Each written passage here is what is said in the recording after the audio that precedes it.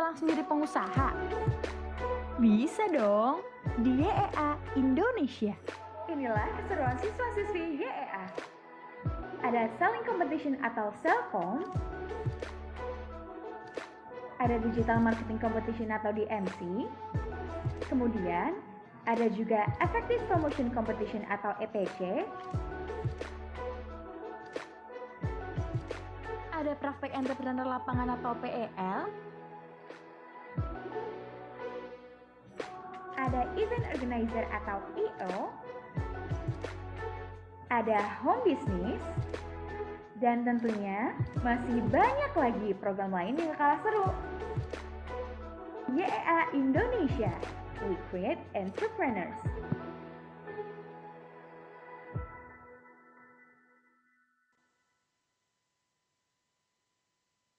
IKEM ini adalah fondasi dari seorang pengusaha.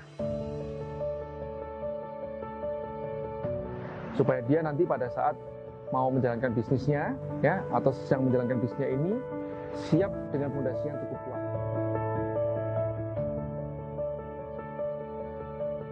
Kadang-kadang omset itu tidak mencerminkan kestabilan dalam suatu bisnis loh, ya. Jadi kalau ada orang yang omsetnya 1 miliar, tapi dia mungkin bisa jadi itu kan omset volume yang besar, belum tentu bisnisnya stabil.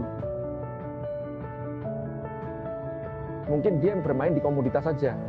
Nah, di entrepreneur camp ini salah satunya juga mengubah mindset dari pedagang, sekedar menjadi pedagang menjadi pebisnis.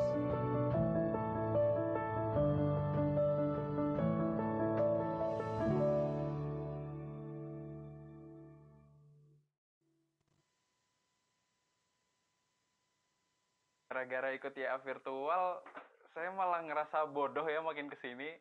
Tapi nggak tahu kenapa omset saya malah naik. Halo, saya Khoir, founder dari Kunanta. Saya alumni YA Virtual Batch 2. Kunanta adalah produk natural skincare yang berlokasi di Bandung dan sekarang udah jalan kurang lebih 2 tahun. Jadi dulu saya cuman modalnya itu berani aja. Tinggal jalan-jalan dan alhamdulillah produknya diterima. Setelah itu saya bingung, ya ngapain lagi untuk bisa berkembang. Kalau dari YA virtual sebenarnya banyak banget. Yang saya rasakan adalah saya makin ngerasa bodoh. Saya makin ngerasa nggak mengerti apa-apa tentang wirausaha. Tapi saya mendapatkan banyak ilmu baru, saya mendapatkan pengalaman dan juga koneksi yang luar biasa. Dan itu ternyata memberikan dampak yang cukup signifikan untuk usaha saya.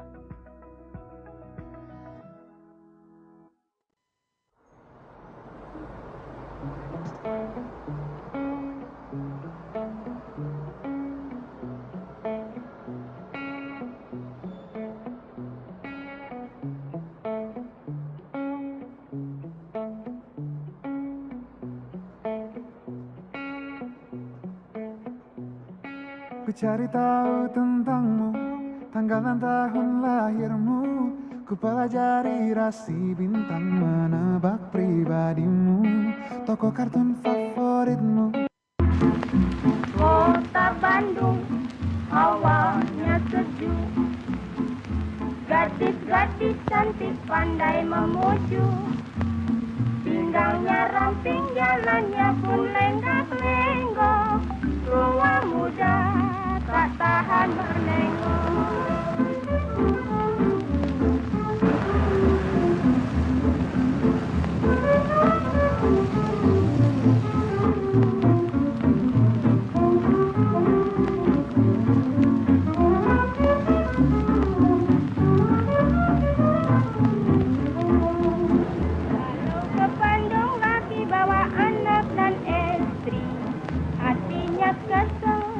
Bolehlah joli, laki saya tengok gadis disangka putri, hampir sedikit dilanggar tertib.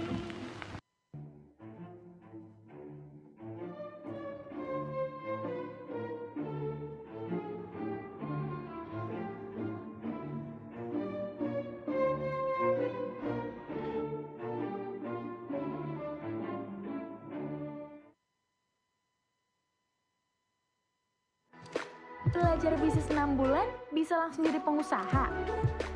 Bisa dong, di YEA Indonesia. Inilah keseruan siswa-siswi YEA. Ada selling competition atau Selcom, ada digital marketing competition atau DMC, kemudian ada juga effective promotion competition atau EPC, Ada praktek entrepreneur lapangan atau PEL, ada event organizer atau EO, ada home business, dan tentunya masih banyak lagi program lain yang kalah seru. YEA Indonesia, we create entrepreneurs.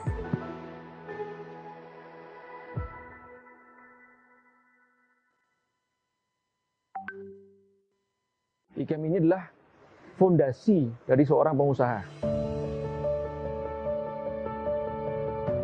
Supaya dia nanti pada saat mau menjalankan bisnisnya, ya, atau sedang menjalankan bisnisnya ini, siap dengan fondasi yang cukup kuat.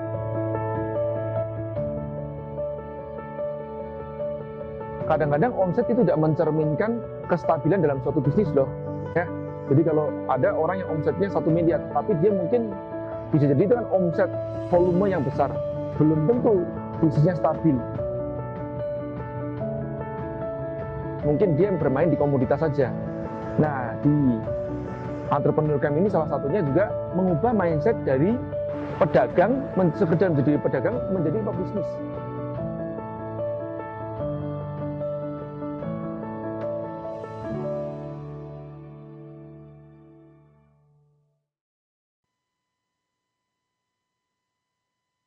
Gara-gara ikut YA virtual, saya malah ngerasa bodoh ya makin kesini. Tapi nggak tahu kenapa omset saya malah naik. Halo, saya Hoir, founder dari Kunanta. Saya alumni YA Virtual Batch 2. Kunanta adalah produk natural skincare yang berlokasi di Bandung dan sekarang udah jalan kurang lebih 2 tahun. Jadi dulu saya cuman modalnya itu berani aja. Tinggal jalan-jalan dan alhamdulillah produknya diterima. Setelah itu saya bingung, ya ngapain lagi untuk bisa berkembang. Kalau dari YA virtual sebenarnya banyak banget. Yang saya rasakan adalah saya makin ngerasa bodoh. Saya makin ngerasa nggak mengerti apa-apa tentang wirausaha. Tapi saya mendapatkan banyak ilmu baru, saya mendapatkan pengalaman dan juga koneksi yang luar biasa. Dan itu ternyata memberikan dampak yang cukup signifikan untuk usaha saya.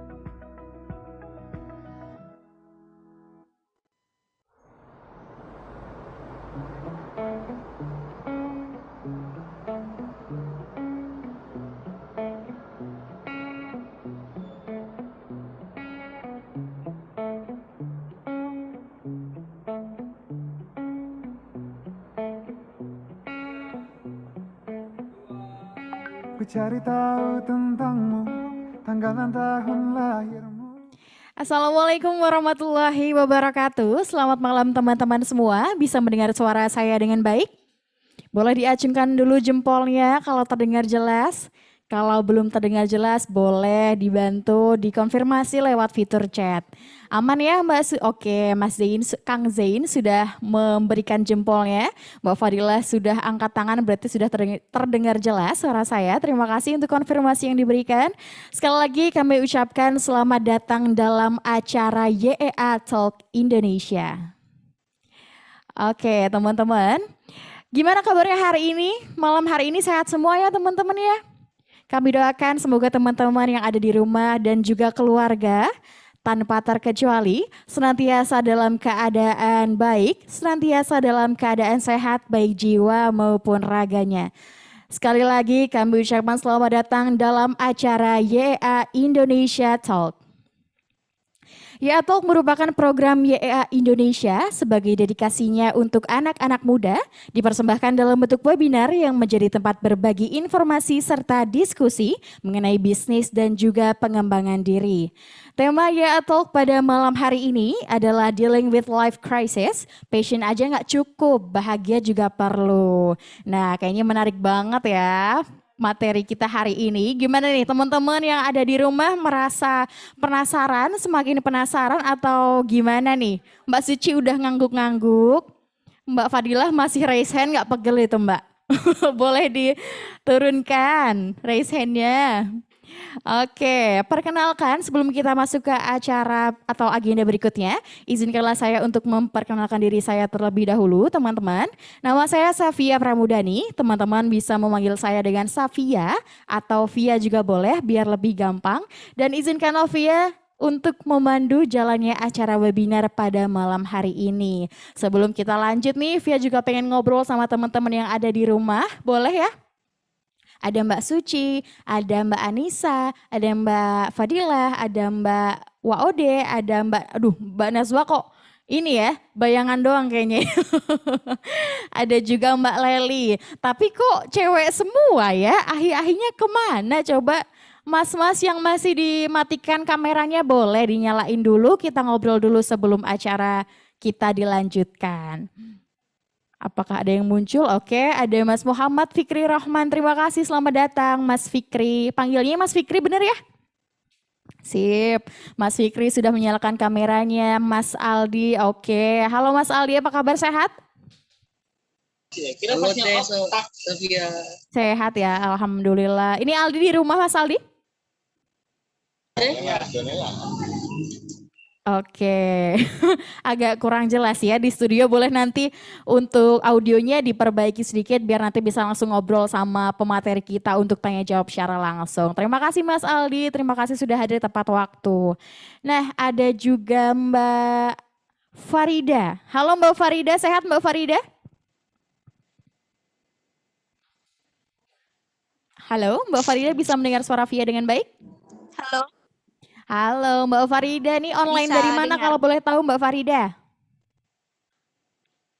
Dari Grobogan, aslinya Kalimantan. Oh, aslinya Kalimantan tapi sekarang di Grobogan. Grobogan itu Jawa, Jawa Tengah ya? Oke, tapi logatnya nggak ada Kalimantan ya Mbak kayaknya sekarang ya, udah tergantikan ya? Udah lama di Jawa. Oh, udah lama di Jawa, aku juga asalnya Jawa loh Mbak Farida, salam kenal ya. Nanti main ke Magelang Mbak. Iya. Siap. Oke, kapan-kapan. Siap, ditunggu ya Mbak Farida ya. Anyway Mbak Farida kameranya mati. Oke, sekarang udah nyala. Oke, aman ya berarti Mbak Farida. Terima kasih banyak. Semoga materi hari ini dapat terserap dengan baik oleh Mbak Farida. Dan tentunya dapat dipraktekkan dengan baik pula di kehidupan sehari-hari. Amin, amin ya robbal alamin. Nah, selanjutnya nih aku pengen ngobrol sama Mbak Anissa nih. Mbak Anissa yang kelihatan mukenanya doang atau kerudungnya doang. Boleh dinaikkan dulu kepalanya, Via pengen ngobrol sebentar sama Mbak Anissa. Halo Mbak Anissa, bisa mendengar suara Via dengan baik? Oke Mbak Anissa kayaknya lagi sibuk banget nih ya. Gak apa-apa deh, semoga nanti setelah ini, setelah materi dimulai, Mbak Anissa dapat lebih fokus ke acara kita pada malam hari ini supaya ilmu yang didapatkan dari pemateri dapat diterapkan dengan baik nantinya.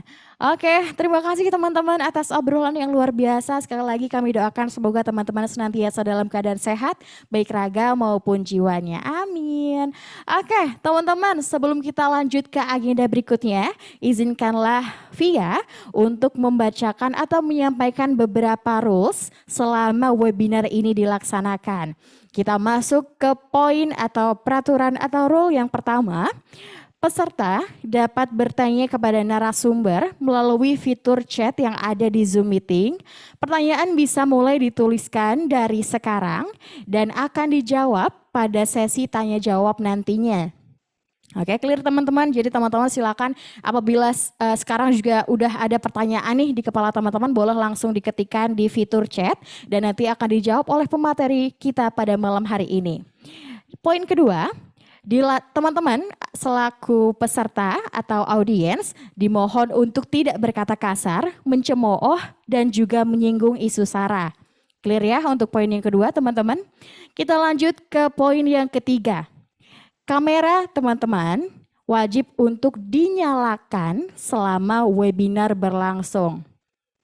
Oke, poin ketiga izinkan Via untuk menekankan kembali.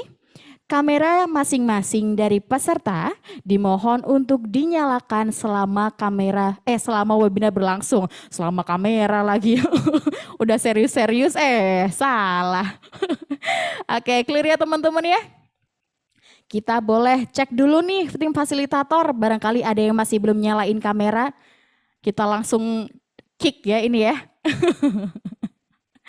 Oke, terima kasih banyak buat teman-teman yang sudah langsung menyalakan kameranya. Sekali lagi via doakan buat teman-teman yang sudah menaati peraturan, semoga dapat menyerap materi hari ini dengan baik dan dapat menerapkan materi tersebut di kehidupan sehari-hari dengan baik pula. Amin. Oke, kita lanjut ke peraturan berikutnya, yaitu peraturan keempat. Seluruh peserta yang mengikuti webinar ini berhak untuk bergabung dalam grup diskusi kami, yaitu pada link yang akan dicantumkan oleh tim fasilitator pada fitur chat nanti di akhir sesi acara. Jadi di grup tersebut nanti kami akan menyediakan atau memberikan hak teman-teman berupa rangkuman materi hari ini. Jadi silakan buat teman-teman yang menginginkan rangkuman tersebut nanti join ke link grup yang akan kami cantumkan di fitur chat di akhir acara nanti. Poin yang terakhir atau poin yang kelima, akan ada challenge berhadiah untuk peserta webinar, yaitu berupa snapgram terkreatif mengenai pembahasan atau selama pelaksanaan webinar kita pada malam hari ini. Jangan lupa tag akun IG kami, yaitu @yea.id. Kemudian jangan lupa juga tag akun narasumber kita pada malam hari ini, yaitu Kang Zain Permana di akun Instagram @zainpermana. Kemudian juga sertakan akun dari sponsor kami, yaitu ada @kartuceritasejenak, @rotibakarpanjo, dan juga @koreakan. Boleh untuk teman-teman fasilitator bantu teman-teman menuliskan akun Instagram dalam fitur chat. Itulah dia beberapa peraturan selama webinar ini dilaksanakan. Sekali lagi, buat teman-teman yang masih menonaktifkan kameranya dimohon untuk segera menyalakan kamera karena pemaparan materi oleh pemateri kita pada hari ini akan segera kita mulai. Namun sebelum itu, izinkanlah Via untuk menekankan kembali topik kita pada malam hari ini, yaitu dengan judul Dealing with Life Crisis, passion aja nggak cukup, bahagia juga perlu. Dari topik ini juga menarik banget, jadi karena teman-teman udah penasaran, Via pun penasaran, langsung saja kita panggilkan. Inilah dia pemateri kita pada malam hari ini, Kang Zain Permana. Halo Kang Zain, bisa mendengar suara Via dengan baik ya? Bisa, halo Via, terima kasih. Halo, Kang Zain sehat ya? Alhamdulillah. Alhamdulillah, keluarga sehat Kang? Alhamdulillah, sehat. Alhamdulillah. Kang Zain online dari Jakarta, dari mana nih Kang? Dari Bandung, dari rumah. Oh dari Bandung. Boleh atuh Kang nanti kita ketemu karena YA juga di Bandung kan, kebetulan di Ger Kalong. Iya, Jadi boleh lah ya Kang ya. Dulu pernah main ke situ, asik-asik tahun kemarin gitu, gitu Kang? ya. Kalau nggak Kapan salah. itu Kang? Via kebetulan anak baru sih di sini Kang, jadi belum sempat ketemu Kang Zain. Tahun kemarin ya kalau nggak salah, lupa. Oh, sama waktu pandemi juga kok kalau nggak salah. Oh gitu, boleh nanti main ke sini lagi ya Kang ya. Siap. Teman-teman akan sangat menerima Kang Zain. Ada energen free flow di sini Kang. Oke, terima kasih Kang Zain karena sudah berkenan untuk membagikan informasi, membagikan ilmu kepada kami semua di sini. Semoga teman-teman yang ada di sini dapat menyerap ilmu dari Kang Zain mengenai life crisis, mengenai ikigai dan lain sebagainya. Untuk itu Kang Zain sudah siap untuk menyampaikan materinya Kang? Siap, insya Allah siap. Oke, untuk PPT juga aman ya Kang ya? Aman, oke. Oleh karena itu langsung saja inilah dia pemaparan materi mengenai life crisis. Passion aja nggak cukup, bahagia juga perlu. Silakan untuk Kang Zain Permana menyampaikan materinya. Baik, terima kasih Kak Via ya. Seru dan semangat banget ya. Alhamdulillah. Assalamualaikum warahmatullahi wabarakatuh. Izin saya share sesuatu yang penting banget ya buat kita anak muda, kita ya. Karena ini sesuatu yang mungkin barangkali akan sering dialami sama teman-teman ya. Dan saya pengen share sesuatu yang mungkin ini bisa jadi bekal kita semua. Kalau teman-teman juga tadi tertarik untuk berbisnis ya, kan yang penting tuh banyak orang berpikir sekarang tuh yang penting berpenghasilan gitu ya. Ya yang penting berpenghasilan lah. Susah-susah dikit nggak apa-apa, yang penting berpenghasilan. Tapi sebetulnya jangan lupa juga untuk bisa menikmati apapun yang terjadi pada diri kita, karena dengan bersyukur lalu bahagia, penghasilan akan datang dengan sendirinya gitu ya. Nggak percaya? Nah, ini materi ini ya. Jadi kalau kalau teman-teman dengar kata passion, itu sebetulnya kata dasarnya, kata awalnya itu adalah sesuatu yang menyakitkan ya. Diam pada suatu hal yang menyakitkan, tapi ternyata itu kita banget ya. Itu merupakan suatu hal yang disebut dengan passion. Tapi nanti kita ngobrol-ngobrol soal ini ya. Karena kemudian di tengah-tengah perjalanan hidup kita, apalagi umur-umur 20-an ya, hampir 30-an, kita akan ketemu ini nih, life crisis ya. Tapi izinkan saya perkenalkan diri dulu, barangkali belum kenal ya saya siapa. Saya Zain Permana ya, dan pendidikan saya psikologi, S1 psikologi, S2 juga psikologi ya. S1 psikologi di Bandung, S2-nya di Depok, di UI, ya, S3-nya di psikologi juga di Universitas Gajah Mada ya. Serba psikologi. Kegiatan saya juga selain dosen jadi peneliti, juga kemudian punya platform namanya heyacademy.id ya buat konseling. Ya teman-teman kalau butuh konseling, konsultasi psikologis boleh ya. Dan juga saya punya buku Saatnya Curhat dan Mengungkap Diri. Teman-teman bisa cek nanti di platform Shopee kalau butuh bagaimana filosofi untuk curhat dan mengungkap diri. Nah, senang banget bisa sharing kali ini karena ini sesuatu hal yang menarik ya menurut saya ya. Jadi kita akan bahas setidaknya ada 4 hal yang ingin saya bahas soal krisis ya, supaya teman-teman tahu krisis itu apa ya. Apalagi teman-teman kalau mungkin berminat untuk menjadi entrepreneur ya, perlu tahu nih krisis itu apa ya. Dan krisis itu sesuatu yang langka gitu atau apa. Nanti kita ngomongin ikigai-nya ya. Ikigai itu reason for being. Alasan kamu lahir dan hidup di dunia itu buat apa ya? Nah, itu namanya ikigai. Lalu kita bahas soal passion, perlukah kita passion dan bagaimana caranya kalau misalkan perlu atau tidak ngomongin soal passion ya. 4 hal ini aja yang ingin saya bahas. Tapi yang ingin saya bahas pertama adalah soal krisis ya. Jadi krisis itu suka banyak disalahartikan. Jadi krisis itu bukan langka ya, bukan langka ya. Jadi kalau krisis cabai bukan berarti cabainya susah dicari. Cabenya ada, tapi orang-orang tuh tidak punya pilihan, berapapun harga cabai yang ditawarkan aku mau beli, gitu ya. Krisis daging, bukan berarti dagingnya langka, dagingnya ada, tapi berapapun harga yang ditawarkan oleh pedagang atau penjual terkait daging, kita pasti mau beli. Nah, itu yang disebut dengan krisis. Sama juga kayak krisis pendidikan. Berapapun harga yang ditawarkan oleh sekolah, ya sekarang sekolah kan mahal-mahal, tapi kan orang tua nggak bisa nawar, mau aja beli ya kan. Makanya ada sekolah SD, TK 30 juta, masuknya 20 juta. Tapi kan orang nggak bisa protes. Nggak ada tuh tiba-tiba demo emak-emak atau bapak-bapak yang di depan sekolah bilang turunkan harga. Nggak ada kan ya. Itu karena krisis. Kita nggak punya pilihan. Nah, kondisi tidak punya pilihan itu namanya krisis. Jadi krisis itu bukan langka ya. Bukan langka. Tapi krisis itu lack of option. Kita nggak punya pilihan guys. Dan ternyata sepanjang umur kita, sepanjang kehidupan kita akan nemuin banyak krisis teman-teman. Ketika kecil kita krisis fisik. Ya, ketika kecil umur 0 mungkin sampai 10 tahun kita sering mengalami krisis fisik ya, sering kejedot ya, terus juga suka demam kalau tumbuh gigi ya. Nah, di umur 10 sampai 17-an kita juga ikut krisis, namanya krisis identitas. Makanya kita senang banget punya geng, punya sahabat di umur 10 sampai 17 ya. Kalau mungkin teman-teman ingat zaman SMP atau SMA, yang cupu-cupu gabung sama yang cupu-cupu kan gitu ya. Yang duduk di depan gabung sama yang duduk di depan. Geng cantik ya, yang cantik-cantik populer gabung sama geng cantik juga gitu ya. Geng cowok-cowok yang duduk di belakang yang nakal gabung, yang baik-baik di mana, yang rohis-rohis kan beda. Karena kalau kita nggak masuk kelompok manapun, ada sesuatu yang salah dalam diri kita. Kita nggak punya pilihan lain selain punya identitas lewat kelompok. Namanya krisis identitas 10, 17, atau 18 tahun. Nah, 18 sampai 35, nah ini sampai 35 guys.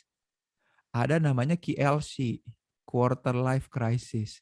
Umur-umur di mana kalau teman-teman nggak punya karya, nah kalau zaman sekarang tuh nggak punya bisnis, nggak punya startup, nggak punya penghasilan, nggak punya sosial media yang membanggakan, itu bakal, gue tuh jadi apa ya? Nah pertanyaan tuh gini, emang gue bakal gini-gini aja ya? Kayak gitu. Atau gue tuh sebenarnya mau jadi apa sih? Nah kalau menanyakan hal-hal itu, masuk dalam quarter life crisis atau lack of option. Habis lulus ngapain ya? Kuliah. Habis kuliah ngapain ya? Ngelamar kerja. Habis kerja ngapain ya? Nikah. Habis nikah ngapain? Beli rumah, punya anak.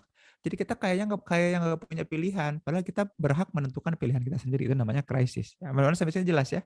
Bahwa krisis itu lack of option, bukan langka. Ya. Jadi quarter life crisis itu bukan berarti kita berada di usia-usia yang langka. Bukan ya. Tapi kita sedang lack of option. Ya, sampai sini mudah-mudahan clear ya. Lanjut kalau gitu. Nah, baru sekarang kita ngomongin ikigai. Ya, tadi krisis sudah jelas. Sekarang kita ngomongin ikigai. What happened? Ya, apa yang terjadi di umur 18 sampai 35? Biasanya para peneliti merata-rata, yaitu di umur berapa? Umur 25. Makanya disebut quarter. Quarter itu seperempat 25 dari 100. Makanya seperempat ya. Quarter. Quarter life crisis. Karena di umur-umur gini, jadi bukan berarti di umur 25 ya, tapi di antara umur 20-an. Kalau teman-teman tidak punya pekerjaan tetap, tidak punya jalan hidup yang sedang dijalani dengan bangga, maka teman-teman akan mengalami krisis dan akan ikut arus apa yang lagi rame saat itu. Kalau orang-orang lagi rame bisnis es kepal, ikut es kepal. Lagi jualan seblak, ikut jualan seblak. Lagi musim apapun, ikut ya.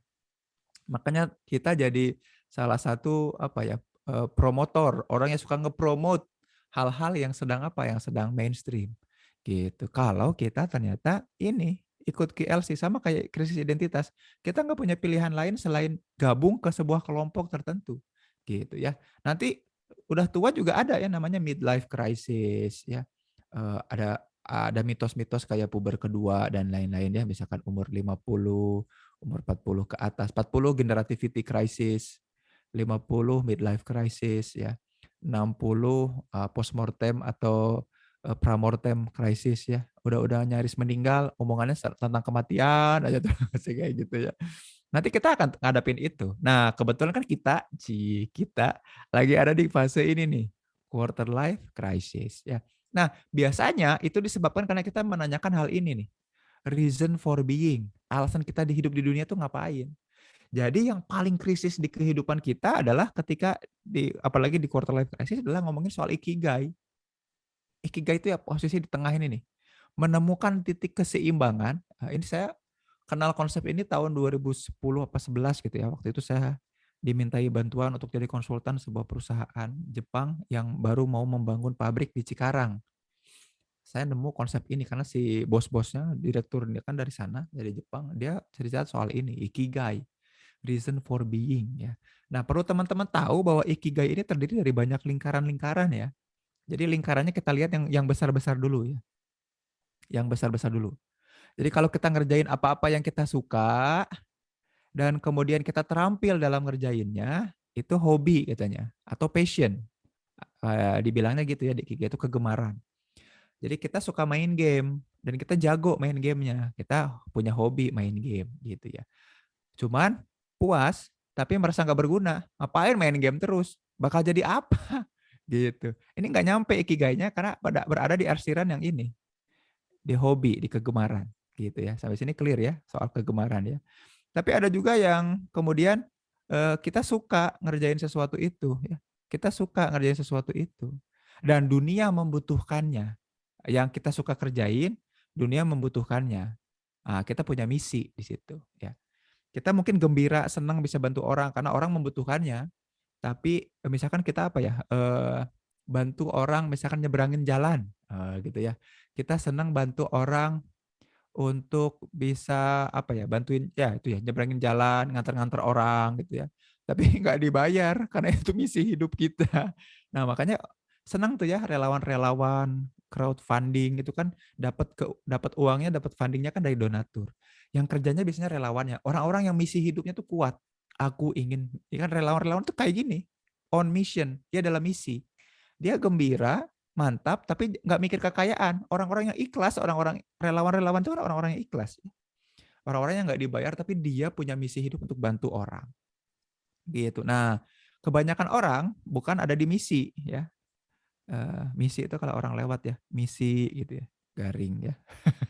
Nah, sekarang di pekerjaan, dunia membutuhkannya ya, dunia membutuhkannya dan orang mau membayar apa yang dibutuhkan itu namanya pekerjaan atau vocation ya. Duh, aku lulus mau ngapain ya? Aduh, kebetulan yang dibutuhkan adalah seorang tukang ketik. Ya, aku bisa lah ngetik-ngetik. Ya udah, dia lagi butuh orang yang ngetik, aku bisa ngetik dan dia mau bayar orang yang ngetik. Aku jadi tukang ketik, ya. Oke, bergairah, berpuas diri tapi merasa was-was. Emang gini ya hidup gue, ngetik terus umur hidup gitu loh. Ya, ada juga profesi, sama aja kayak pekerjaan, tapi kemudian dia terampil, dia jago di bidangnya. Makanya dia disebut profesi atau profesional, gitu ya. Jadi dia terampil misalkan main basket dan dia basketnya dibayar. Kalau kita kan basket atau lari atau futsal atau jogging cuma senang-senang. Ini dia jogging dibayar, gitu. Jadi profesi karena dia profesional. Nah, kalau kata konsep ikigai, reason for being kita adalah ada di titik tengah-tengah yang menggabungkan semuanya. Gitu teman-teman ya. Konsep ikigai itu. Bagaimana caranya supaya kita ngejadiin itu hobi tapi juga profesional di hobinya dan itu jadi kerjaan kita tapi untuk menyelamatkan atau punya misi-misi yang ada manfaatnya sama dunia. Dan ini menurut dan saya jadi tertarik ya waktu itu 11 12 itu beres jadi konsultan jadi lanjut S2, saya melakukan penelitian soal ini. Terus saya pikir-pikir lagi. Kayaknya gak mungkin deh betul-betul orang bisa sempurna ada di tengah, menyeimbangkan semuanya. Misi, missionnya sesuai sama vocationnya, sesuai sama professionnya, sesuai sama kegemarannya. Kayaknya ada cara lain untuk orang bisa dapat reason for being. Karena kalau enggak orang tuh bakal sering bunuh diri. Dan teman-teman tahu nggak? Salah satu negara dengan tingkat bunuh diri paling tinggi kan Jepang. Karena dia apa? Ya dia punya konsep ikigai yang terlalu susah menurutku ya. Gitu loh.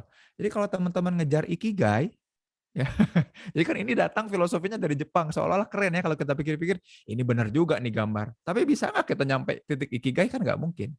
Ya secara faktual, negara yang paling banyak bunuh dirinya adalah negara Jepang. Gitu ya. Sekarang Korea. Karena Korea berusaha menyaingi Jepang, maka kalau teman-teman nonton Squid Game ya, betapa depresinya orang-orang yang tidak punya uang gitu ya. Ya karena itu, depresi banget, depresi dan kesepian. Bisakah orang menyeimbangkan itu? Kayaknya enggak deh, ikigai bukan. Jadi saranku sih sebetulnya, apakah kita perlu mencari ikigai? Iya, betul. Kita perlu mencari reason for being, tapi bukan pakai gambar ini. Bukan pakai filosofi gambar ini. Lalu pakai yang mana? Nah, teman-teman datang di tempat yang pas ya. Kita akan bahas lebih lanjut ya. Karena kemudian saya teliti nih ke sekitar 2000-an orang Bandung dan Jogja sebagai penelitian disertasi saya. Menurut kamu sukses itu apa sih? Ternyata banyak ya. Sukses itu minimal ada 5 katanya. Ada sukses secara agama, yang cirinya begini dan caranya begitu. Ada yang sukses secara karir, yang cirinya begini dan cirinya begitu. Jadi ternyata nggak usah diseimbangkan di titik tengah pun nggak apa-apa. Orang ada yang orang dari sukses secara agama, ya biarkanlah dia hijrah, toh dia bahagia, ya nggak? Ngapain kita sewot? Lu ngapain sih di situ? Kerja dong. Loh, orang aku bahagia di sini dan ternyata aku dapat rezeki yang tak terduga ya, ya nggak masalah. Ada juga orang yang sukses bermasyarakat. Ada yang orang yang sukses berkeluarga. Ada yang orang yang sukses dalam hobinya. Seneng banget sepedahan terus tiap hari ya. Oh, ternyata caranya beda-beda ya. Cara mempersepsi orang tentang kebahagiaan itu ternyata beda-beda. Nah, dari sini kita perlu cari ikigai versi kita, teman-teman. Bukan ikigai versi gambar yang jelimet tadi yang sebelumnya. Ya. Nah, bukan yang ini. Sepertinya kita perlu cari cara yang kita banget. Nah, saya pengen teman-teman nanti ikut mengisi ya.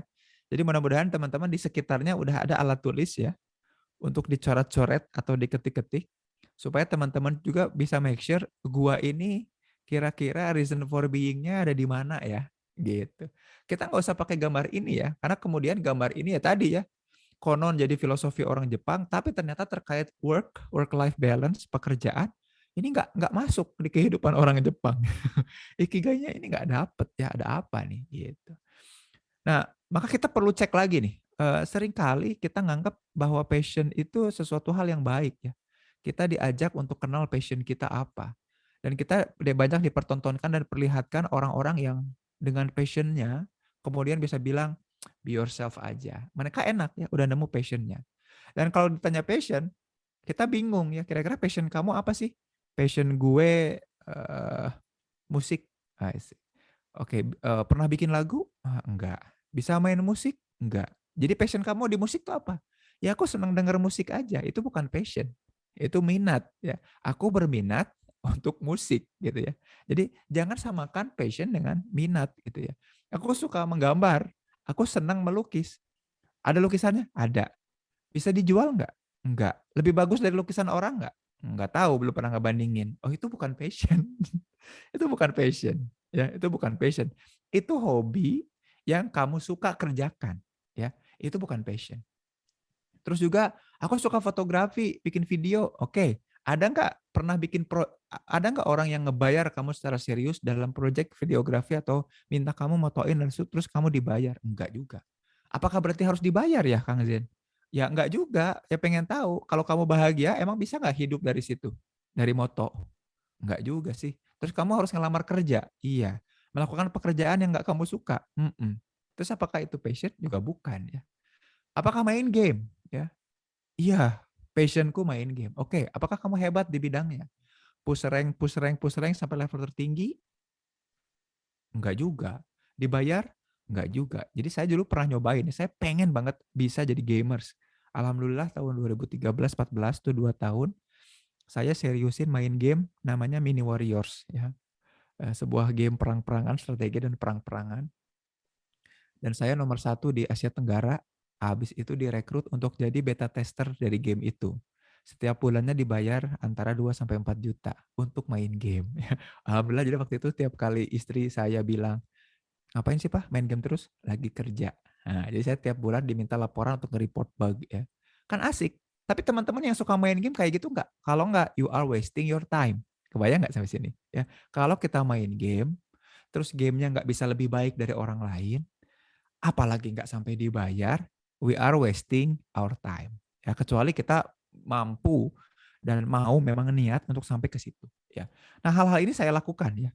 Fotografi dibayar iya, ngelukis atau ngegambar yang dibayar pernah. Musik juga saya pernah dibayar 1 tahun penuh bikin jingle Bank Mandiri ya. Senang banget tiap kali masuk ke ATM atau nelpon customer service Bank Mandiri atau masuk ke Bank Mandiri itu ada lagu saya. Seneng banget waktu itu ya. Selalu terdepan, terpercaya, tumbuh bersama Anda Bank Mandiri gitu. Waktu itu ya. Tapi kalau enggak, apakah itu passion ya? Jadi dan passion juga bukan profesi, bukan kerjaan.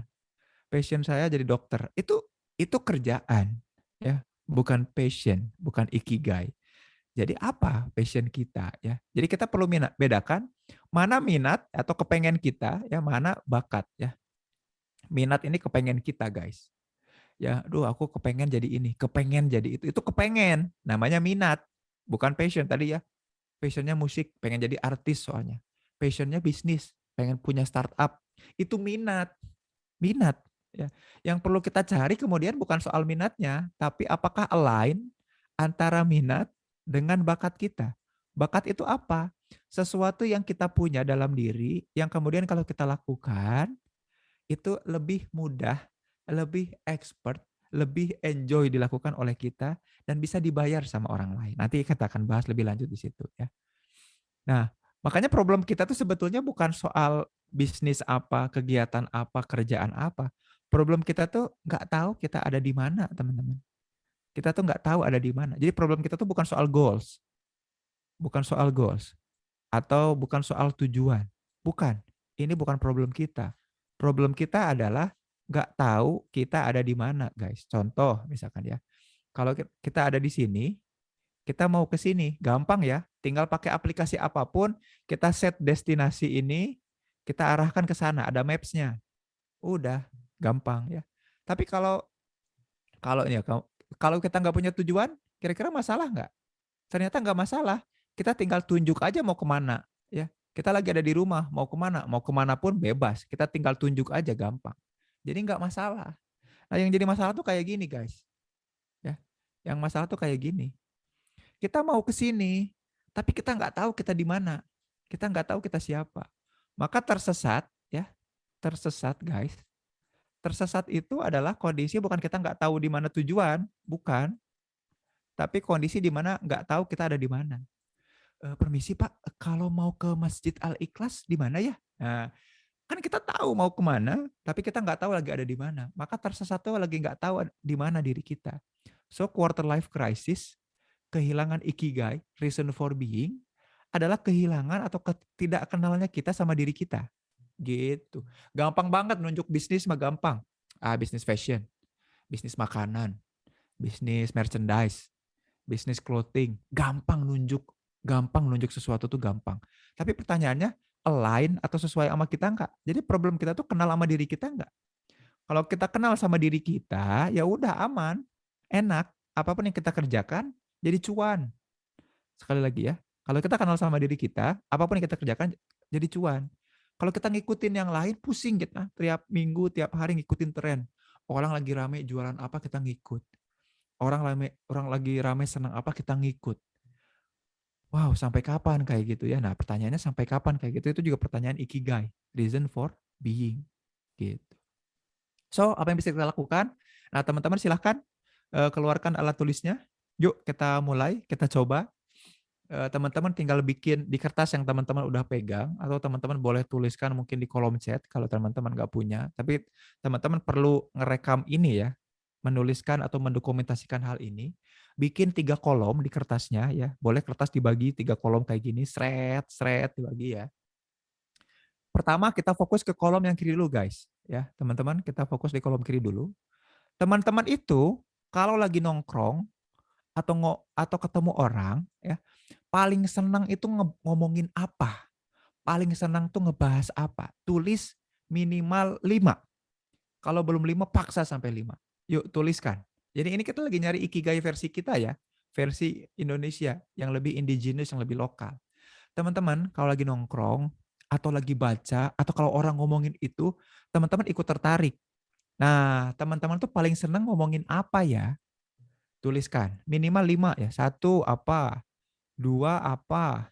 3 apa? 4 apa? 5 apa? Tuliskan di situ. Secepat-cepatnya, nggak usah pakai mikir. Kalau mikir itu lagi ngevaluasi hal-hal yang mainstream jadinya. Jangan sampai mikir. Ya. Reaction time-nya harus cepat. Tuliskan aja, ya. Silakan. Go go go. Udah ya, 5 ya. Kalau belum 5, wah berarti ada yang salah sama diri kita nih secara psikologis ya. Masa kita nggak minat ngomongin apa-apa? Kan aneh ya. Yuk, tuliskan sebanyak-banyaknya boleh, tapi minimal 5 aja. Yang gue banget apa? Ya, tulis. Oke, kalau udah kita kemudian pindah ke yang kedua ya. Nah, yang kedua adalah gini teman-teman. Ya, kira-kira teman-teman itu paling mudah atau paling jago atau paling bisa ngerjain apa? Jadi skill apa atau kerjaan apa yang kalau urusan ini gue paling bisa nih.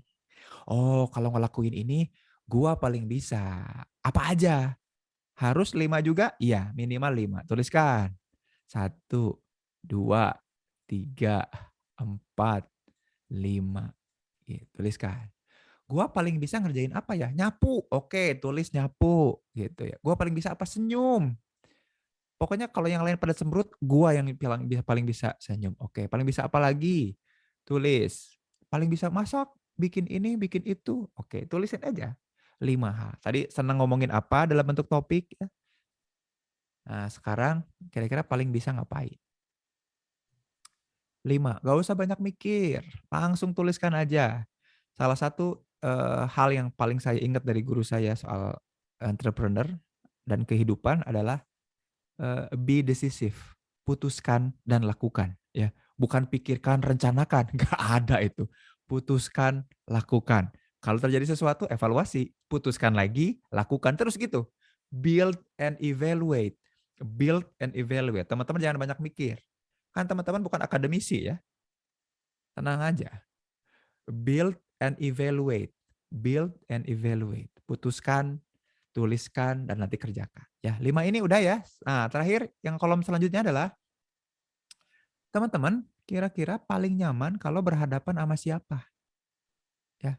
Jadi kalau ini orang atau segmen atau kelompok, aku tuh paling nyaman atau paling mudah ngobrol, diskusi sama orang-orang yang seumuran. Tapi enggak juga, Deng. Sama sahabat aja, ada yang seumuran juga kadang nggak nyambung. Tapi enggak, Deng. Aku seringnya seumur sama yang lebih tua, sama senior gitu ya. Ah, enggak juga. Aku paling seneng sama anak-anak. Enggak juga sih. Aku yang penting dia anak SMA, aku bisa. Nah, gitu ya. Tuliskan 5. 5 segmen kelompok atau kalau nama orang ya boleh, tapi kayaknya terlalu kecil deh. Minimal kelompok aja kali ya. Nah, tuliskan minimal berapa? Minimal 5, guys. Yuk, tuliskan, dituliskan. Seru ya? Nah, teman-teman nanti akan punya Ikigai versi teman-teman. Jadi dalam webinar kali ini, teman-teman nggak cuma dapat materinya aja, teman-teman diajak untuk mengenal diri teman-teman supaya nggak dapat QLC tadi, QLC ya, quarter life crisis. Kenapa? Karena teman-teman akan punya opsi. Loh, kan gue senang ngomongin ini. Minimal ada 5 opsi. You are not lack of option. Kita punya banyak opsi. Ngerjain apa bisanya? Kita punya banyak kebisaan. Minimal ada 5. Paling nyaman berhadapan sama siapa? Ada 5. Teman-teman, yang saya tunjukin ini namanya adalah interest ya. Kolom 1 ini kita sebut, saya pakai warna lain. Interest. Nah, ini interest. Atau minat tadi. Nah, gitu ya. Kita punya minat ke arah sini. Apakah ini bagus? Bagus. Bisa ngerjain apa? Kita punya modal. Modal skill namanya. Atau expertise. Expertise. Gitu. Kalau paling nyaman sama siapa? Ini namanya segmen. Segmen atau market. Wih, teman-teman keren nih. Udah punya interest, udah punya modal expertise, sama udah punya market. Ini kalau digambar jadi kayak gini teman-teman. Set jadi lingkaran. Ada 3 yang saling bertemu nih. Nanti kita cari titik tengahnya ya. Minat, market, sama expertise tuh akan nemu ikigainya teman-teman. Gimana caranya? Nah, saya kasih contoh ya. Ini yang punya saya. Oh, ya ini yang punya saya. Gak banyak-banyak sengaja biar gak pusing ya. Saya senang ngomongin apa? Ngomongin soal diri. Bukan ngomongin diri sendiri ya, itu namanya narsis ya. Ngomongin soal self, diri. Atau ngomongin soal relasi. Jadi kalau ketemu orang tuh ngomongin soal, bagaimana kabar kamu? Lagi ngembangin apa nih kamu? Ngomongin soal self, pengembangan diri. Kalau enggak ngomongin soal relasi, gimana hubungan kamu sama ini? Gimana hubungan kamu sama itu? Atau ngomongin filsafat, saya senang banget ngomongin filosofi. Ya. Tokoh-tokoh dari Thales, dari Miletus, Roy Bhaskar, critical realism, filosofi teras, macam-macam gitu. Ya. Dan ngomongin psikologi ya, karena orang psikologi dan juga metodologi penelitian ya. Di channel YouTube saya yang paling banyak ditonton adalah ngomongin metodologi penelitian. Gitu. Dan paling bisa ngapain? Neliti. Terus habis itu apa? Ngomong. Ini ngomong teman-teman mau dengerin kan ya? Kalau yang denger ya. Lalu minimal diundang buat ngomong. Nulis, makanya punya buku. Dan bikin konten ya. Instagram kayak gitu. Paling nyaman berhadapan sama siapa? Sama pemuda. Nah, makanya diundang sama young entrepreneur ya, bukan adult atau old entrepreneur, enggak kan.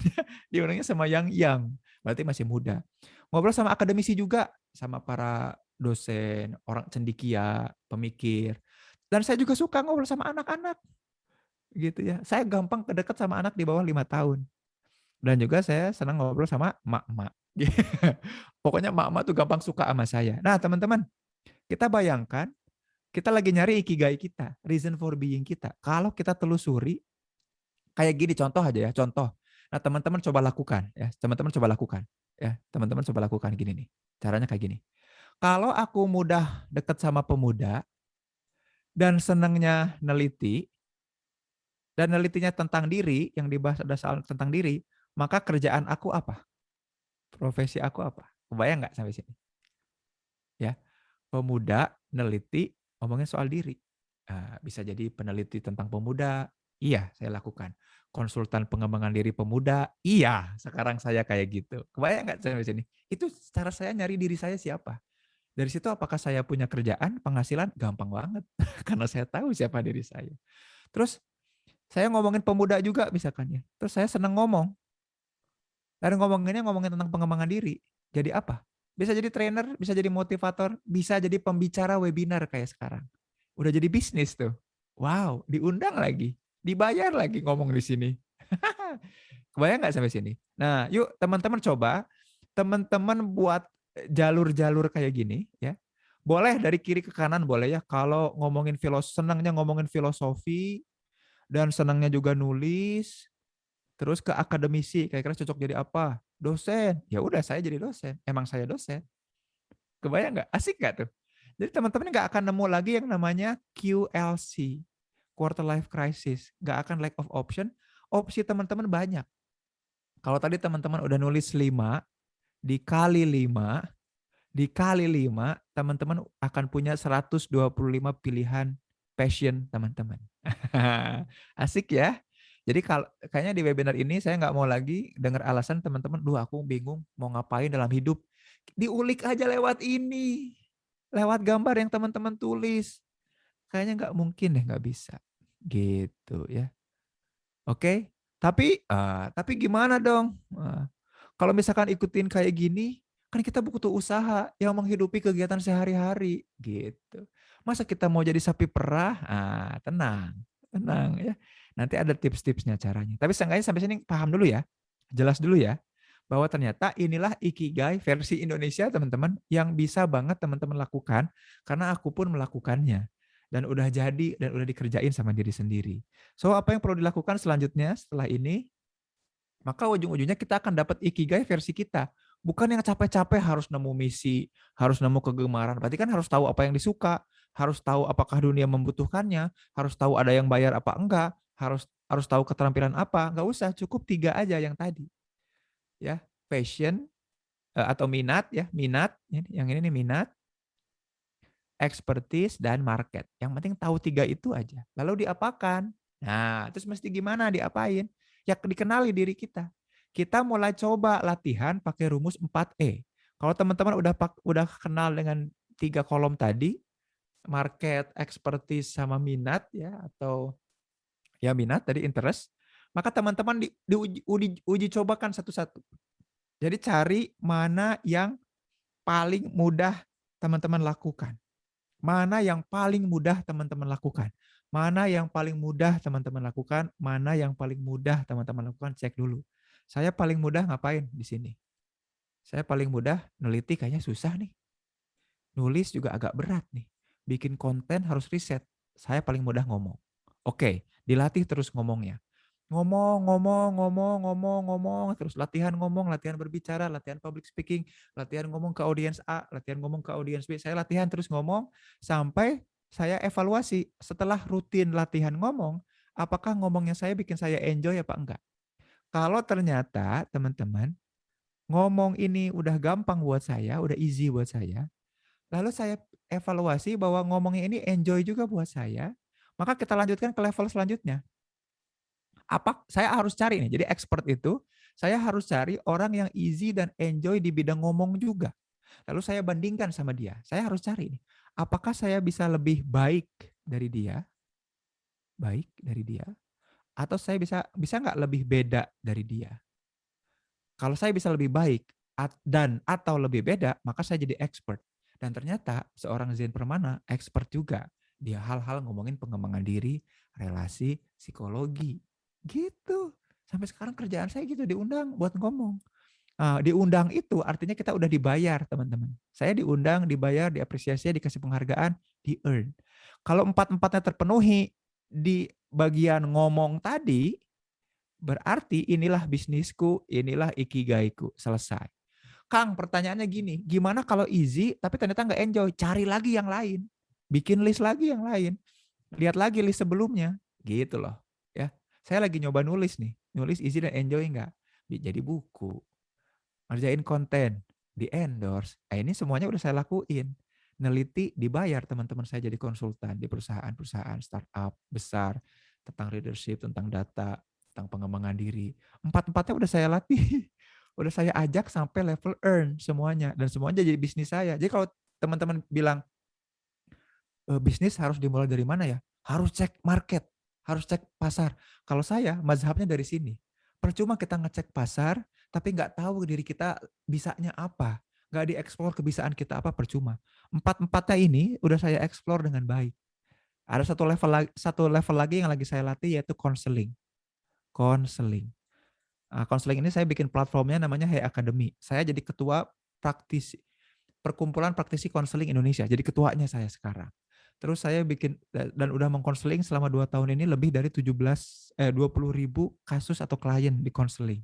Saya lagi berusaha untuk sampai benar-benar bisa earn, menyamai bikin konten, nulis, ngomong, dan neliti, guys. Saya mesti teman-teman paham ya, jelas ya. Jadi kalau tadi ada yang sempat di chat saya lihat baca, tapi aku butuh usaha yang menghidupi kehidupan sehari-hari. Aduh, jangan dari situ. Jangan dari kerja untuk dapat penghasilan. Tapi coba upayakan mengenal diri kita, latih diri kita mumpung masih agak muda nih ya. Untuk bisa dapetin ya ini nih, supaya nanti penghasilan yang datang sama kita. Ya, cirinya tadi, Kang gimana kalau cuma sampai expert doang? Itu namanya hobi. Nah, yang disebut hobi adalah cuma sampai expert. Kita paling jago main game, dan paling beda main gamenya dibanding orang lain. Tapi dibayar nggak? Enggak. Ya belum. Itu masih hobi. Jadi cari apa yang paling mudah teman-teman lakukan, tarik terus sampai dapat earn, sampai dibayar. Itulah bisnis teman-teman. Itu yang pertama ya. Yang kedua caranya adalah mesti kenali sekitar kita. Jadi perluas jejaring kita. Jadi kenal ini aja sampai earn aja nggak cukup. Kita butuh perluas jejaring kita. Kita butuh sebanyak-banyaknya mindahin orang dari asing sampai jadi sahabat atau malah jadi saudara. Orang asing itu orang yang kita nggak tahu ada di dunia, dia juga nggak tahu ada kita di dunia. Nah kalau tahu maka jadi tahu lah. Tapi dia belum tentu kenal sama kita. Ya kayak saya sama Kak Vela tuh atau Kak Fadila, saya kan nggak tahu. Tapi kalau kita ngobrol dan bersapa-sapa, kita jadi kenal. Aku kenal Kak Vela, aku kenal Kak Fadila, aku kenal Kak Habibah juga, aku kenal Kak Caca, gitu ya. Aku kenal. Jadi kenal, kenapa? Asalnya tahu, kan sebelumnya kita asing. Aku sama Kak Vela asing. Aku sama sekali nggak tahu Kak Vela ini eksis di dunia ini. Aku nggak tahu, itu namanya asing. You are stranger for me. Tapi sekarang tahu gara-gara webinar ini. Tapi bukan cuma tahu, tapi jadi kenal. Kalau apa? Kalau berinteraksi. Kalau interaksinya, frekuensinya agak banyakan lagi, teman. Jadi jangan bilang nggak punya teman. Tinggal naikin aja levelnya dari kenalan ke teman. Gitu doang ya. Makanya kalau ada orang yang bilang, aku nggak punya teman. Lu kenal siapa, ajak ngobrol, itu jadi teman. Ya. Tapi nggak semua teman jadi teman nongkrong. Ya nggak? Nggak semua yang intens berkomunikasi bisa kita ajak nongkrong. Nggak semua teman nongkrong bisa kita ajak curhat dan jadi teman dekat. Dan nggak semua teman dekat bisa tahu hal-hal terdalam kita jadi sahabat. Dan nggak semua kita bisa anggap jadi saudara. Tapi guys, tugas kita setelah kenal sama diri adalah sebanyak-banyaknya mindahin orang dari asing jadi saudara. Gitu. Itu PR kita.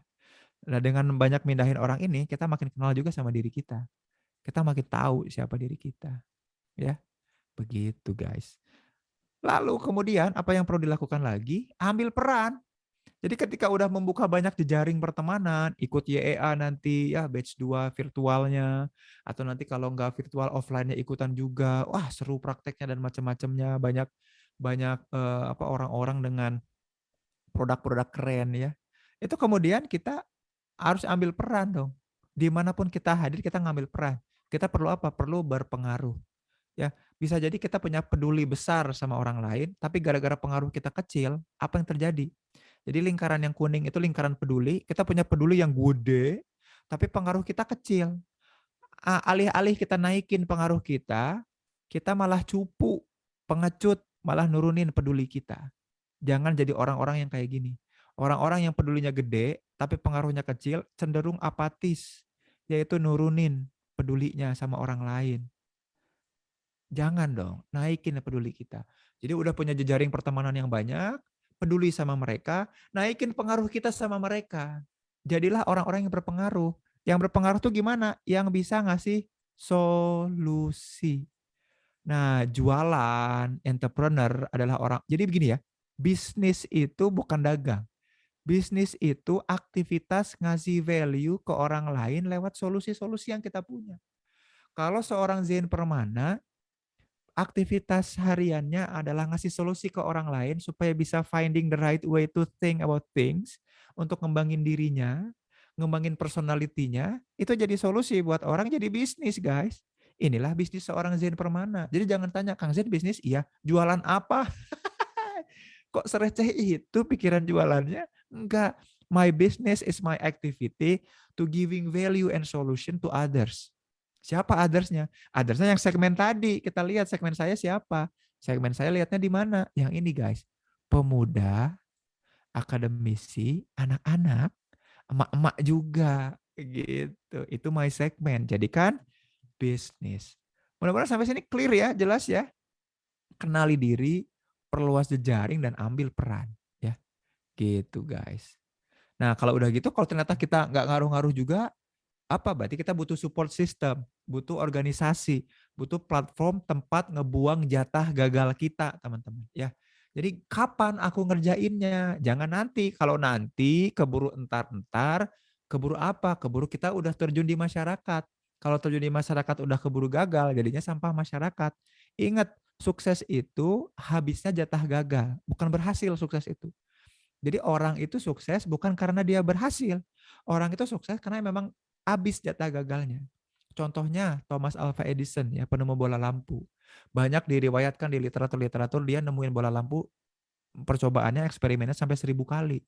Bayangin kalau di percobaan ke-400 si Edison ini bilang kayak gini, capek, gua nggak mau kayak gini, ini bukan passion gua. Kebayang kita nggak bisa menikmati lampu saat ini. Kenapa? Dia berhenti sebelum waktunya. Jadi sukses itu bukan soal berhasil. Sukses itu habisnya jatah gagal. Di mana tempat kita ngabisin gagal? Di lembaga pendidikan, teman-teman. SMA, kuliah, makanya ikut organisasi, bikin program, bikin kegiatan, coba bisnisnya, coba aktivitinya. Tapi udah keburu tua nih sekarang, ya ada YEA, ikutlah. Coba habisin jatah gagal. Mumpung punya mentornya, mumpung ada teachernya, mumpung ada fasilnya. Kalau keburu gagalnya di masyarakat, jadilah sampah masyarakat. Yang teman-teman nonton filmnya nanti di Squid Game, salah satu contohnya ya.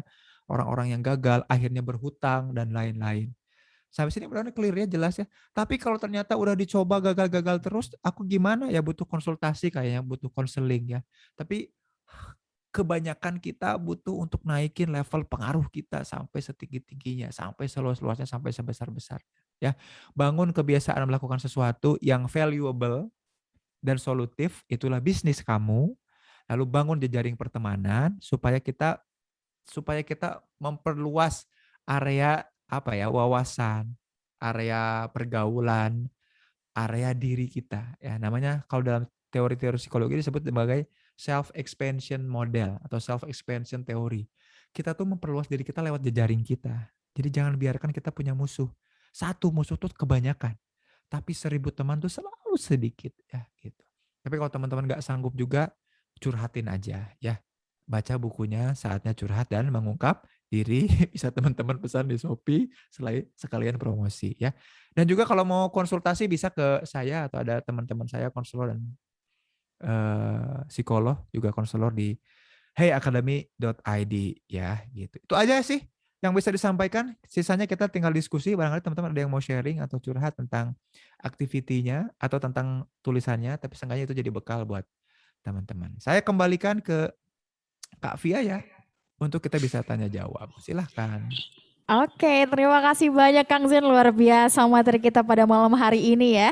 Via tuh tadi mikirnya bakal belajar yang Ikigai versi Jepang, yang membingungkan atau yang belibet itu, Kang. Tapi akhirnya, wow, ini mind blowing banget. Teman-teman di sini tadi juga ikut ngerjain yang 3 kotak tadi, Kang. Dan benar-benar teman-teman juga amazed banget sama materi Kang Zen. Boleh dong tepuk tangan virtual buat Kang Zen. Luar biasa banget, nggak salah ya ini ya. Mahasiswanya Kang Zen pasti jago-jago banget ini, yakin Via. Terima kasih banyak Kang Zain untuk materi yang diberikan. Izinkanlah Via untuk sedikit merangkum beberapa poin dari materi yang diberikan oleh Kang Zain. Yang pertama, QLC atau Quarter Life Crisis biasanya dijumpai pada umur 10 sampai 35 tahun. Biasanya dijumpai karena kita tidak tahu alasan kita untuk hidup itu apa. Dan sukses itu ada dibagi menjadi beberapa, ada sukses agama, sukses karir, sukses masyarakat, sukses hobi, dan juga sukses keluarga. Mari kita temukan makna sukses kita masing-masing dan mari kita temukan a reason for being diri kita masing-masing. Selanjutnya, problem kita bukan kita nggak tahu mau kemana, tapi karena kita tidak tahu kita itu ada di mana. Dan selanjutnya yang paling benar itu bukan merencanakan dan lakukan, tapi putuskan dan laksanakan. Selanjutnya evaluasi dan kemudian balik lagi putuskan, laksanakan kembali. Dan poin berikutnya, sukses adalah menghabiskan jatah gagal kita. Kemudian juga ada catatan mengenai langkah-langkah dari diri kita sendiri. Dimulai dari mengenali diri sendiri ada 4E, ada easy, enjoy, expert, dan juga earn. Kalau sampai jago tapi belum menghasilkan ya berarti cuma hobi. Jadi hobinya itu mohon untuk dijadikan sesuatu yang bisa menghasilkan itu ya, atau earn. Nah selanjutnya setelah kita mengenal diri kita sendiri, mari kita membangun relasi. PR kita adalah memindahkan orang asing menjadi saudara-saudari kita. Dan selanjutnya jadilah orang yang bervalue dan orang yang dapat memberikan solusi. Terakhir, jangan lupa bangun kebiasaan untuk melakukan sesuatu dan bangun jejaring pertemanan untuk kehidupan kita. Itu dia tadi poin-poin yang via highlight dari materi yang diberikan oleh Kang Zain. Selanjutnya nih Kang Zain, sebelum kita membuka sesi tanya jawab bersama dengan audiens, izinkanlah Via untuk menanyakan beberapa pertanyaan. Boleh Kang Zain?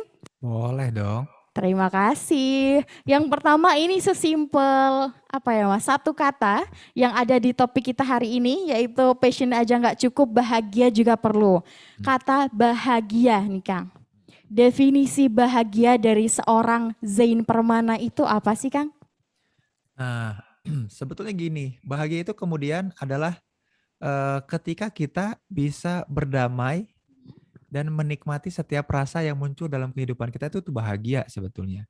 Jadi bukan berarti kita jangan sedih, jangan takut, jangan jijik, jangan marah, ya bukan. Tapi bahagia itu ketika kita bisa menerima apapun rasa yang kita punya, yang dipergilirkan terhadap kita, lalu kita mengoptimalkannya gitu. Itu bahagia kita. Oke, berarti bahagia adalah ketika kita sudah berdamai dengan apa yang sedang kita rasakan gitu ya Kang ya, sederhananya. Oke, luar biasa banget jawabannya, satu kalimat tapi langsung to the point banget. Thank you Kang. Selanjutnya nih Kang, ini pertanyaan titipan dari fasilitator. Beliau juga merupakan seseorang yang amat sangat berminat dengan yang namanya self development, self improvement dan sebagainya Kang. Dari beliau ingin tahu nih, kalau misalkan kan kita pasti ada ya Kang di satu momen, di satu waktu kita kayak ngerasa penuh banget sama banyak pikiran kita. Entah mengenai mungkin tugas-tugas di kuliahan buat teman-teman yang masih kuliah, tugas-tugas kerjaan buat teman-teman yang kerja, mungkin teman-teman yang berbisnis juga lagi riuh banget sama customer-nya dan lain sebagainya. Nah, terus gimana ya Kang cara kita menghadapi atau berdamai dengan ketika kita penuh gitu kepalanya? Silakan Kang Zain. Ya, jadi gini, sesuatu yang penuh atau overthinking atau galau itu ketika kita memunculkan semua file di dalam pikiran kita, tapi tanpa memilih yang mana yang mau dikerjakan. Itu yang penting ya. Tadi, putuskan mau kerjakan yang mana, lakukan. Ketika kita memutuskan dan melakukan, kita lagi menyetop pikiran kita untuk memikirkan hal itu. Jadi ibaratnya gini ya, ibarat kita membuka semua file yang ada dalam folder-folder kita, tapi nggak ada satupun yang kita kerjain. Kita cuma ngebukain aja satu-satu, mandangin itu satu-satu, ya pusing lah. Makanya putuskan, lakukan, gitu aja. Putuskan dan lakukan. Via juga pernah dengar kalau orang tuh istilahnya kalau kamu tuh pengen makan gajah gitu istilahnya, ya jangan lupa untuk dipotong-potong dulu gitu ya Kang ya. Oke, tapi jangan lupa segera putuskan dan laksanakan. Kemudian kalau sekiranya ada yang kurang, ada yang perlu masih diperbaiki, silakan evaluasi dan kemudian putuskan kembali dan laksanakan kembali. Oke, boleh selanjutnya untuk teman-teman fasilitator kita bantu untuk memilih manakah pertanyaan yang layak gimana ya? Yang apa nih Kang ngomongnya? Yang bisa disampaikan yang mewakili lah. Yang mewakili teman-teman yang lain, betul. Ada yang raise hand, Mas Aldi mau langsung bertanya kepada Kang Zain secara live atau bagaimana? Ada Mbak Marcella, ada Mbak Wahyu. Silakan mungkin untuk Mbak Marcella menjadi penanya pertama, kami persilakan. Oh iya, kok saya Mbak harusnya kan tadi yang pertama ya? Nggak apa-apa, ladies first. Oh, Masya Allah. Terima kasih sebelumnya Terima siapa kasih ya tadi? kembali. Lupa namanya. Mbak Mbak moderator ya. Via. Oh iya Mbak Via. Via. Oke. Terima kasih juga sama Mas Jen Permana. Alhamdulillah ya Allah, kemarin saya habis nemu akun IG-nya Mas Jen gitu kan. Bisa dipertemukan dan bisa belajar gitu ya bareng Mas Jen di malam hari ini, dan kesempatan juga dari Allah gitu ya. Nah, materinya semua bagus banget gitu ya, tentang bagaimana diri kita gitu bagaimana sebelum kita menjalankan sesuatu atau setelah lulus kuliah lah ibaratnya gitu kan, perlu banget untuk mengenal diri kita sendiri kayak gitu. Terus tadi juga konsep ikigai, terus juga tentang passion dan sebagainya. Nah, yang ingin saya tanyakan, sebenarnya saya juga baru lulus sih tahun 2019 kan, juga baru kerja sekitar 2 tahun ini gitu. Nah, cuman karena kayaknya tipe yang generalis sih, yang ingin mencoba beberapa hal, terus nanti tuh kayaknya baru milih gitu, walaupun memang ada bidang-bidang tertentu yang saya sukai. Nah, kayak gitu.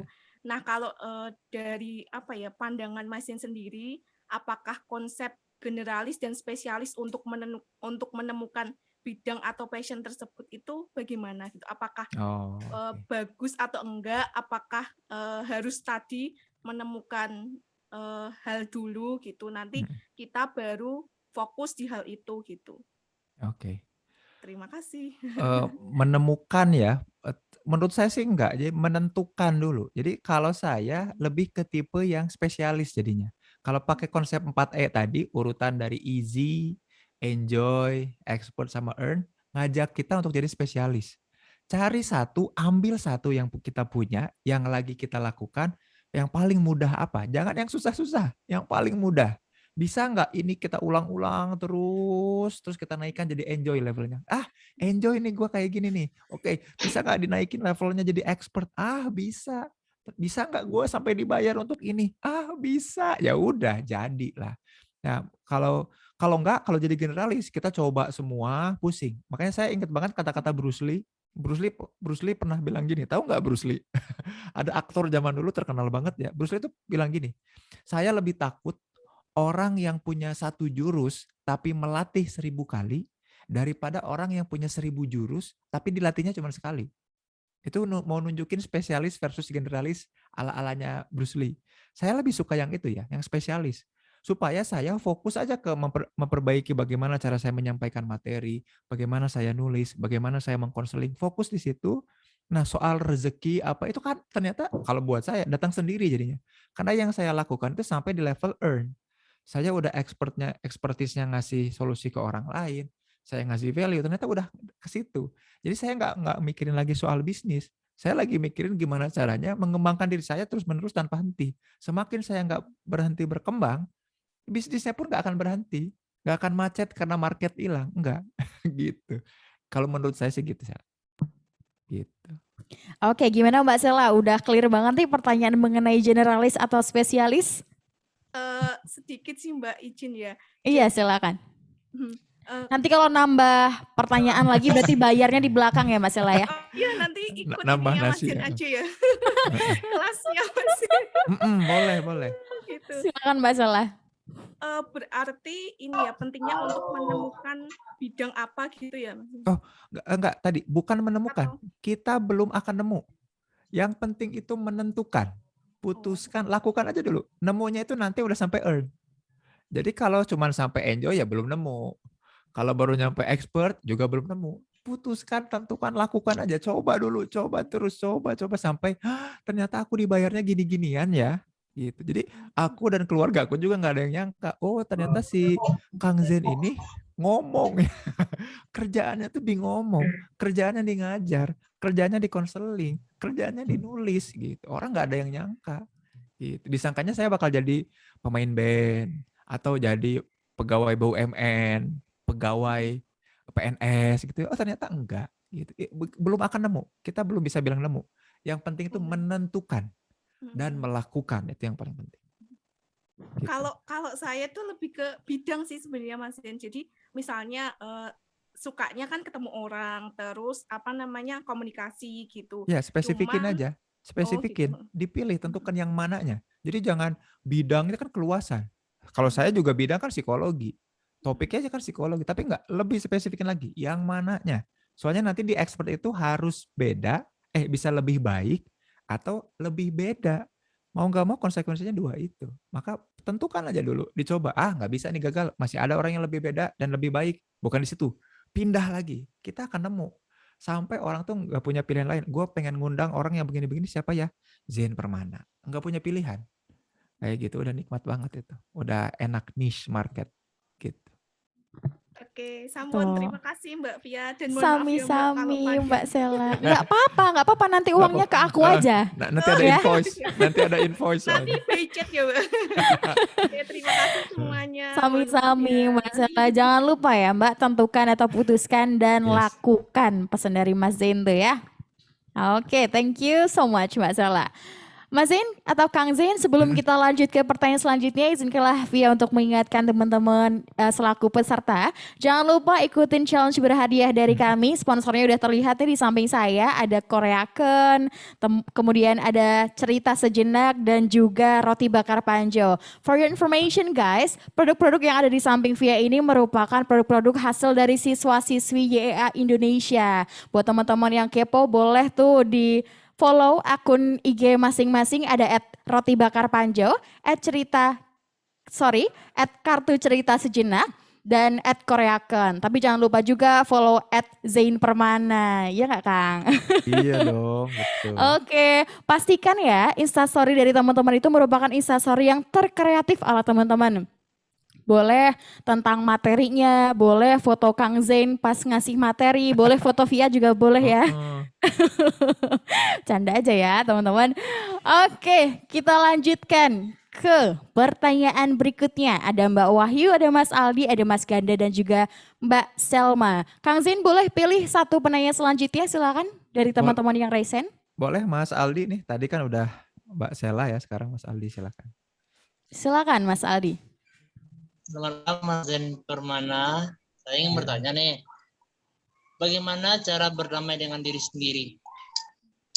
Karena setiap kali saya memikirkan sesuatu, hal yang tidak membuat saya senang, saya berpikir itu nggak akan bikin saya sukses gitu, Mas. Gimana cara berdamai dengan diri saya sendiri, Mas? Ya. Terus satu lagi, Mas. Saya kemarin pernah baca buku. Pada tahapan pertama, kalau nggak salah kayak ini, Mas. Pada tahapan pertama, orang itu tahu dan belum melaksanakan. Pada tahapan kedua, orang itu tahu dan belum melaksanakan. Tahapan ketiga, orang itu tahu dan melaksanakan. Tahapan keempat, orang itu tidak tahu tapi telah melaksanakan. Dalam kategori sudah masuk dalam alam bawah sadar dia. Sedangkan pada tahapan ketiga, yaitu dia sudah tahu dan telah melaksanakan tapi tidak konsisten, Mas. Bagaimana cara membuat sesuatu itu selalu konsisten supaya hal-hal yang kita lakukan itu masuk ke dalam bawah sadar, Mas? Cakep. Terima kasih. Oke. Cakep pertanyaannya ya, secakep orangnya nih Mas Aldi. Padahal ngebayang ya Mas gambarnya ya. Iya. Barangkali cahaya ilahiyah itu ya. Oh iya, cahaya dari surga sih itu Mas ya. Via aja nggak ada nih. Silakan Kang Zain. Yang pertama tuh jadi lupa tadi tentang apa ya? Berdamai dengan diri sendiri Kang Zain. Berdamai dengan diri sendiri itu ketika doing ya. Jadi gini, kalau masih di thinking itu nggak akan damai-damai. Jadi gini, kalau kita mengulang-ulang mengingat sesuatu, maka akan muncul lengkap dengan kejadiannya, tapi dengan rasa yang baru. Kebayang nggak? Benar-benar kebayang. Contoh gini ya, aku mengalami sebuah rasa malu. Jadi aku tuh harusnya nggak melakukan A, dan aku malu banget sama A. Nah, kita bukan ngelakuin B, C, D, tapi kita malah mikirin kejadian A. Yang membuat pikiran kita bukannya melupakan A, malah mengulang lagi kejadian A, tapi dengan persepsi yang baru. Nah, makanya kenapa orang nggak bisa move on, karena dia terus mikirin hal yang lama, kejadian yang lama, tapi dikasih rasa-rasa yang baru. Jadi pas muncul kedua kalinya, bukan cuma malu, tapi jadi jijik sama diri. Pas diingetin lagi yang ketiga, bukan cuma malu dan jijik, tapi malah jadi benci sama diri. Pas inget lagi selanjutnya, bukan cuma malu, tapi jijik, tapi benci, marah, dan juga pengen mengakhiri hidup ini. Nah, ya kayak gitu. Gara-gara apa? Sibuk mikirin A. Poinnya adalah lakukan B, C, D, sampai-sampai ketika kita udah nyampe di Z, kita menertawakan si A. Kita udah sampai di Z ya, dulu padahal kita lagi ngomongin A. Jadi bagaimana cara berdamai dengan diri, jangan dipikirin. Lanjutkan aja. Lanjutkan aja apa yang lagi dilakukan. Gitu ya. Kalau nggak salah tadi di chat sempat ada yang bilang, bagaimana jika ada orang yang memandang saya sebelah mata? Itu kan mata orang, bukan mata kita. Tetap ke depan sambil jalan. Jangan malah natap-natapin pandangan orang. Nah, berdamai dengan diri caranya adalah dengan tadi. Lakukan apa-apa yang seharusnya diri ini lakukan. Bukan memikirkan terus apa-apa yang seharusnya diri ini tidak pikirkan. Itu yang pertama ya, soal berdamai. Insya Allah itu akan lebih cepat berdamainya. Karena kalau enggak tadi ya, cuman malu, jadi jijik, jadi benci, jadi marah, jadi pengen mengakhiri, dia depresi, dan lain-lain. Itu yang pertama. Yang kedua, soal konsisten. Nah, kita perlu tahu konsisten itu gampang, teman-teman. Yang disebut konsisten adalah mengulang hal yang sama. Nah, itu namanya konsisten. Ya, konsistensi atau reliabilitas. Itu mengulang hal yang sama. Gampang. Tapi ketika dalam bisnis, dalam hidup, dalam aktivitas, itu nggak dibutuhin. Contohnya gini, ada ada tukang apa ya, tukang apa yang suka lewat ya. Misalkan tukang bapau lah, suka lewat di rumah kita. Tahun 2000 dia tukang bapau. Tahun 2010 dia tetap tukang bapau. Dia kira-kira konsisten nggak? Konsisten ya, tetap di kerjaan yang sama. Tahun 2010 tukang bapau juga, 2020 tetap tukang bapau. Tapi apakah konsisten itu yang kita maksud? Konsisten itu gampang, tinggal ngulang terus-terus apa yang dilakukan. Yang penting buat kita sebagai orang yang suka pengembangan diri adalah jangan mengulang, jangan konsisten, tapi marginally improvement. Marginally improvement itu apa? Ada pertambahan sedikit dari yang kita lakukan. Jadi kita coba dulu latihan untuk ngulang kegiatan yang sama, menduplikasi. Nah, istilah bisnisnya itu menduplikasi sistem. Jadi sistem itu kan mengulang-ulang hal yang sama supaya hasilnya tetap sama juga kan ya. Mengulang-ulang urutan supaya hasilnya sama, itu namanya sistem. Konsisten tuh kegiatannya gitu. Gampang kalau konsisten tuh Mas Aldi gampang banget. Tinggal diulang aja kegiatan yang sama, konsisten kita di situ. Tapi yang kita butuhkan bukan konsisten. Hari Senin sampai Minggu saya bisa rutin konsisten 5 kali push up. Maka setelah sebulan saya tambahin 1, jadi 6 kali. Tapi lama 1 itu ngaruh banget. Ngaruhnya all of our life. Penting. Jadi yang penting itu bukan konsisten. Jadi kalau pertanyaannya bagaimana supaya konsisten, gampang. Tapi kalau pertanyaan tadi, bagaimana menjadikan hal itu sebagai bawah sadar kita? Justru yang dijadikan bawah sadar bukan konsistennya, tapi marginally improvement-nya. Bagaimana? Jadi sesuatu akan jadi otomatis dan bawah sadar kalau kita sering ulang-ulang. Teman-teman yang bisa naik motor, awal-awal belajar motor atau awal-awal naik motor akan sadar betul sama pegangan tangannya. Tapi kan sekarang teman-teman udah bisa naik motor sambil ngelamun ya. Udah bisa naik motor sambil ngobrol ya. Itu saking otomatiknya teman-teman nyetir. Kebayang nggak sampai sini? Kalau konsisten tuh kayak gitu, saking otomatisnya kita melakukan sesuatu, dia jadi otopilot. Tapi yang dibutuhin dari kita tuh bukan otopilot dan bawah sadarnya, justru kita sadar selalu bertumbuh. Namanya apa? Bukan konsisten. Marginally improvement. Gitu. Mudah-mudahan menjawab ya Mas Aldi ya, 2 hal itu ya. Cek. Oke, Mas Aldi gimana? Cahaya ilahi. Aman ya Mas Aldi ya? Terjawab semuanya? Satu lagi nih Mas, saya mau Ya nanya. Allah, nambah lah tuh dia. Oke, boleh ya Kang Zin ya? Ya, jangan lupa invoice-nya Mbak Fia. Oh siap, nanti ditarik lah, fasilitator bantu ya. Atas nama Muhammad Aldi Prasetya. Oke Mas Aldi, silakan Mas. Bagaimana sih caranya jadi leader yang baik? Oh, tadi juga ada ya di chat ya yang nanya, bagaimana yang dimaksud dengan influence ya, atau jadi leader. Jadi leader itu artinya mempengaruhi orang lain. Jadi membuat orang tuh yes terhadap apapun yang kita pikirkan, rasakan, dan lakukan. Orang lain tuh yes ya. Bagaimana membuat orang mau di lead sama kita, caranya cuma dua. Ya, yang cuma dua. Yang pertama adalah peduli dan bertanya. Yang kedua adalah be the first to give and personalize. Ya, dua, tapi dua-duanya dua frase ya. Yang pertama adalah apa? Peduli dan nanya. Jadi kalau kita ketemu orang, bagaimana saya supaya bisa berpengaruh sama orang itu? Serius peduli dan nanya. Gimana kabarnya? Ada yang bisa dibantu apa enggak? Lagi sibuk mikirin masalah apa? Gitu ya. Dan bantu. Lama-lama kita akan ngelit dia. Itu satu. Yang kedua adalah be the first to give and personalize. Selalu punya prinsip jadilah orang yang selalu ngasih duluan ke orang lain. Kalau ketemu orang, jadilah orang yang pertama nyapa. Orang yang pertama senyum. Kalau mau bayarin orang traktir, bayar duluan. Selalu be the first to give. Orang yang pertama kali ngasih. Tapi jangan cuma ngasih doang, nanti rugi. Harus dipersonalize. Ini dari gue. Ini dari gue. Ini karena gue care sama lu. Ini dari gue. Dengan dua cara itu, dari berbagai tokoh bilang, itu yang disebut dengan, itu yang bikin orang lain punya obligation to comply. Apa itu obligation to comply? Otomatis mereka akan punya hutang budi sama kita. Jadi kita jadi bisa nge-lead mereka, gitu ya.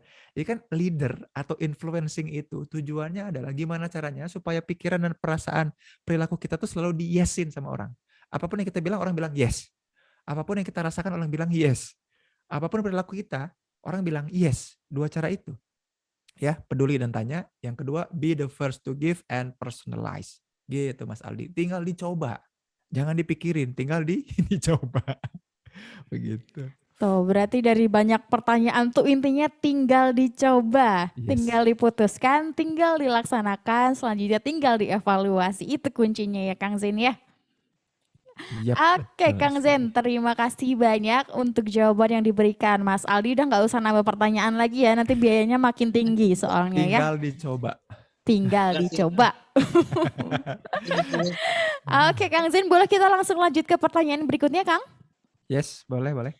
Oke, sekarang kita ke cewek lagi ya Kang ya. Tadi Mm-mm. dari Mbak Sela ke Mas Aldi, terus kita ke Mbak Wahyu. Mbak Wahyu, silakan untuk menyampaikan pertanyaannya. Oke, terima kasih atas kesempatannya.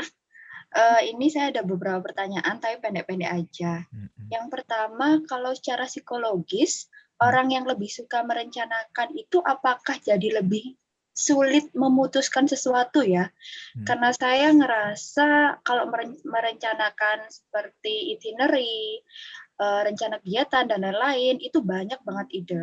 Tetapi ketika mau memutuskan, lebih bagus yang mana ya, atau lebih aman yang mana, dan lain sebagainya, itu mesti sulit, rasanya kayak ada di labirin gitu, dan nggak berani juga memutuskan. Padahal rencana itu udah banyak gitu, tapi selalu nunggu orang lain, temenin dong, tolong dong, menurut kamu yang mana, kayak gitu. Jadi kayak nggak mandiri ya, jadi kayak quarter life crisis-nya itu dapat, nggak mandirinya. Oke. Terus yang kedua, tadi itu kan pokoknya putuskan Mbak Wahyu, maupun boleh via motong sebentar? Karena iya. tadi katanya banyak pertanyaannya, kita tanya ke Kang Zeni, mau dijawab satu persatu atau dikumpulkan dulu? Baiknya gimana Kang? Boleh Oh, dikumpulkan dulu aja ya. tetap Barangkali dikumpulkan. bisa satu jawaban gitu. Oke, boleh. Lanjut Mbak Wahyu, mohon maaf saya potong. Oh ya, nggak apa-apa. Kemudian yang kedua kan putuskan dan lakukan. Kan nggak semua orang ya bisa kayak gitu. Bisa aja banyak yang bisa kena mental gitu. Kalau anak muda sekarang bilangnya kan kena mental gitu ya. Misalnya kita itu udah trauma dengan kegagalan, jadi udah nyoba berkali-kali sampai katanya menghabiskan kuota kegagalan tadi ya. Nggak cuma kuota internet ternyata yang bisa habis. Kuota kegagalan juga, tapi ternyata itu kita udah trauma duluan. Itu kira-kira tipsnya seperti apa? Kemudian yang terakhir, sebenarnya ini kepo aja sih. Menurut Kang Zen itu profesi apa sih yang belum marak di Indonesia, tapi sebenarnya bisa earn money itu lumayan buat kita. Di Indonesia itu belum marak misalnya, tapi di luar negeri udah marak. Itu kira-kira apa yang bisa Kak Zen bagi ke kita? Udah, itu terima kasih. Oke, terima kasih Kak Wahyu. Ya, bagus pertanyaannya. Yang pertama, kalau kita punya keahlian dalam merencanakan dan mudah banget merencanakan, ya nggak apa-apa, explore aja itu terus. Enjoy nggak merencanakan? Enjoy. Tapi pas bagian memutuskan aku susah, ya udah, Pas bagian memutuskan jangan Kak Wahyu. Suruh orang lain. Collab sama orang yang jago memutuskan. Dia nggak bisa ngerencanain, tapi dia jago memutuskan.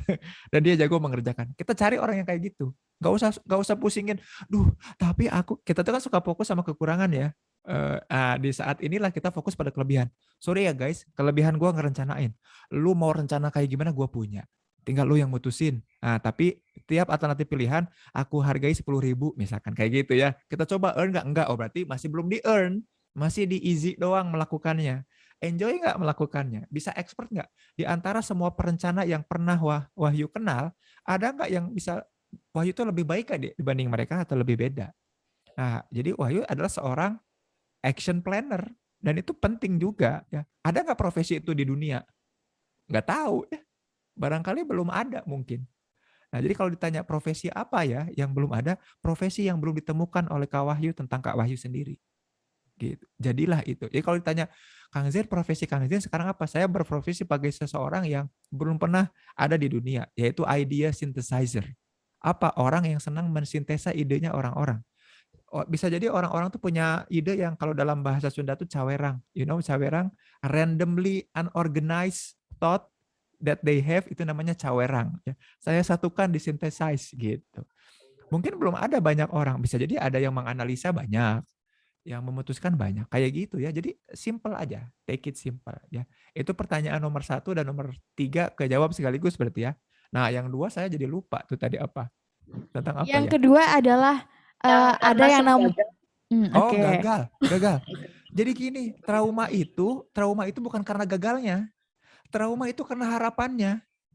Benar-benar sampai sini kebayang ya. Yang bikin seseorang trauma, aku trauma, aku takut disakiti lagi, itu karena harapannya, bukan karena kegagalannya. Yang kita mesti lakukan adalah betul-betul gagal. Jadi yang tujuan, jadi gini, saya pengen mindset teman-teman 100 orang yang ada di sini adalah menggagalkan diri. Sampai kemudian gagal itu jadi sebuah kebiasaan. Ya it's okay. Ya kan ini kan gagal. Apalagi kalau teman-teman nanti ikut YEA ya. Gagalin aja bikin produk A yang nanti yang jadi sponsor ini kan hasil produk gagal semua. Apakah itu produk berhasil? Belum tentu. Betul. Rotinya, apanya, semuanya kan produk gagal. Apalagi belum kita rasakan. Makanya pasti. Jadi yang orang-orang yang trauma itu dia pengecut ya. Dia pikir sekali coba berhasil. Tadi contohnya Thomas Alva Edison tadi, kebayang nggak kalau Thomas Alva Edison di percobaan ke-473 bilang gini, capek aku trauma, nggak akan nemu lampu kita guys. Nggak, biarin aja, abisin gagal. Segagal-gagalnya kita dalam kehidupan apa sih? Bikin kita mati kan? Ya udah mati aja kita. Yang berhasil dalam hidup kita apa? Berhasil membuat diri sendiri mati.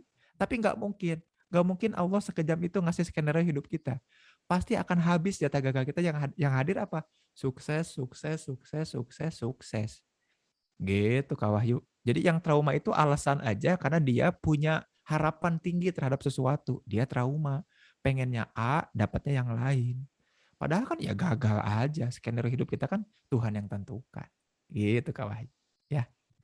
Oke, terima kasih Kak. Sama-sama. Oke, Kak Wahyu terima kasih untuk 3 pertanyaannya. Kalau di total jadi 750.000 ya. Invoice-nya jangan lupa invoice.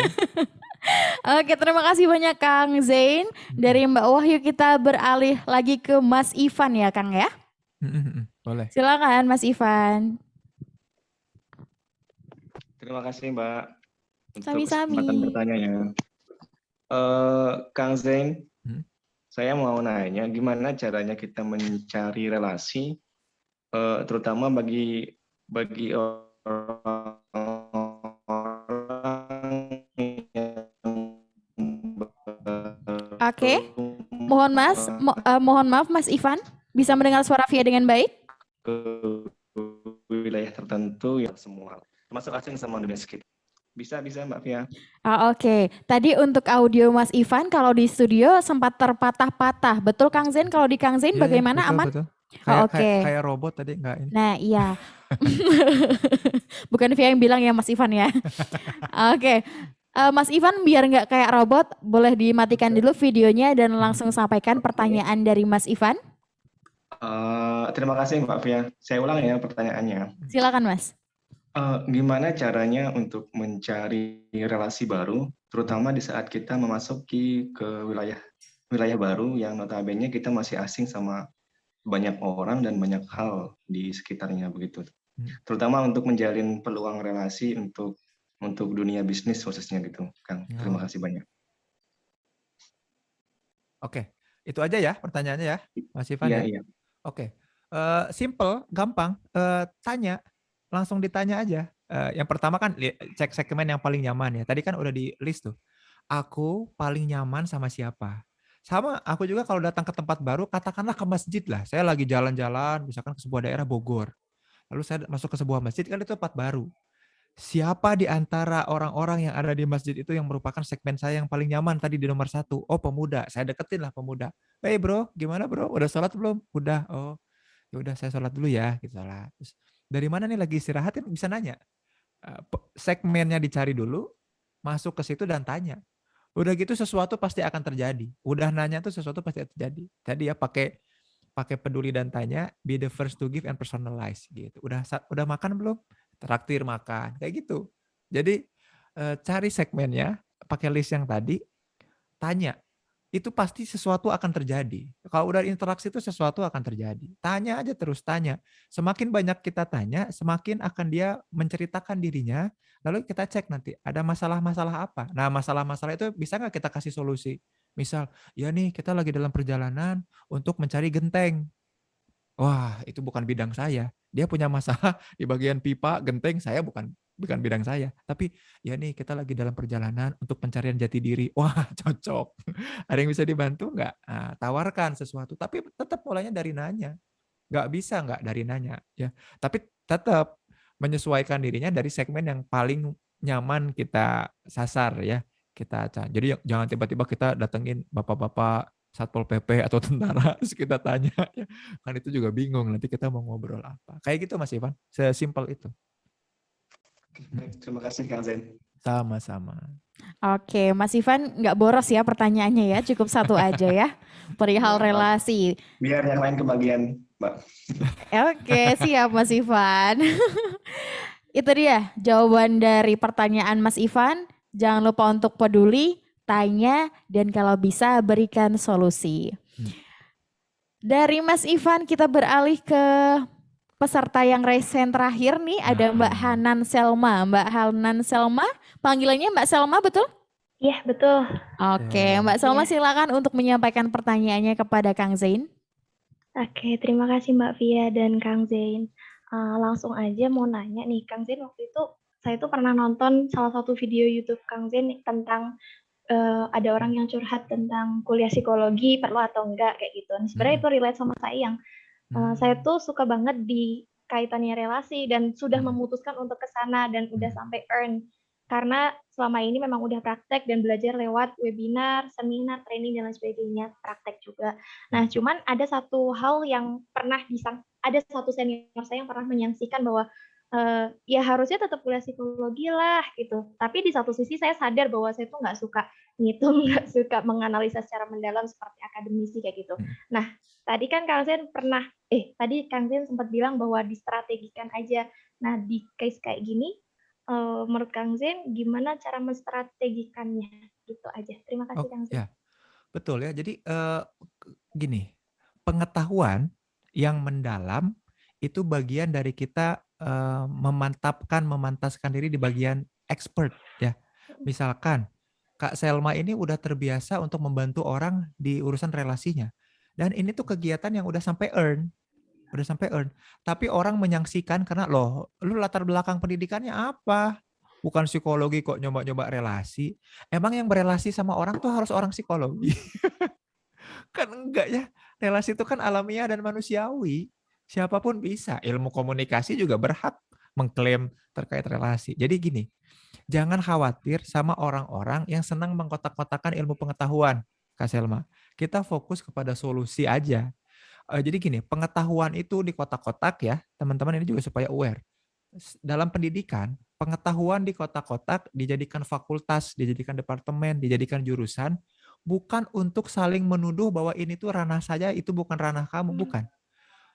pendidikan, fakultas, jurusan itu dikotak-kotakan supaya ada spesifikasi pendalaman, bukan untuk saling ngejudge satu sama lain. Ya, jadi kalau misalkan ada, lu kok kerja di ranah relasi, itu kan ranahnya psikologi, gitu. Nggak boleh, nggak bisa. Ya enggak dong. Ternyata science atau keilmuan itu has no boundaries. Ilmu itu tidak punya batas. Membatasi itu bukan untuk untuk mencegah orang lain belajar, tapi justru untuk mendalami. Oh, Kak Selma, kalau Kak Selma ngomongin relasi, asik loh kalau mendalami psikologi bagian ininya. Nggak semua harus didalami.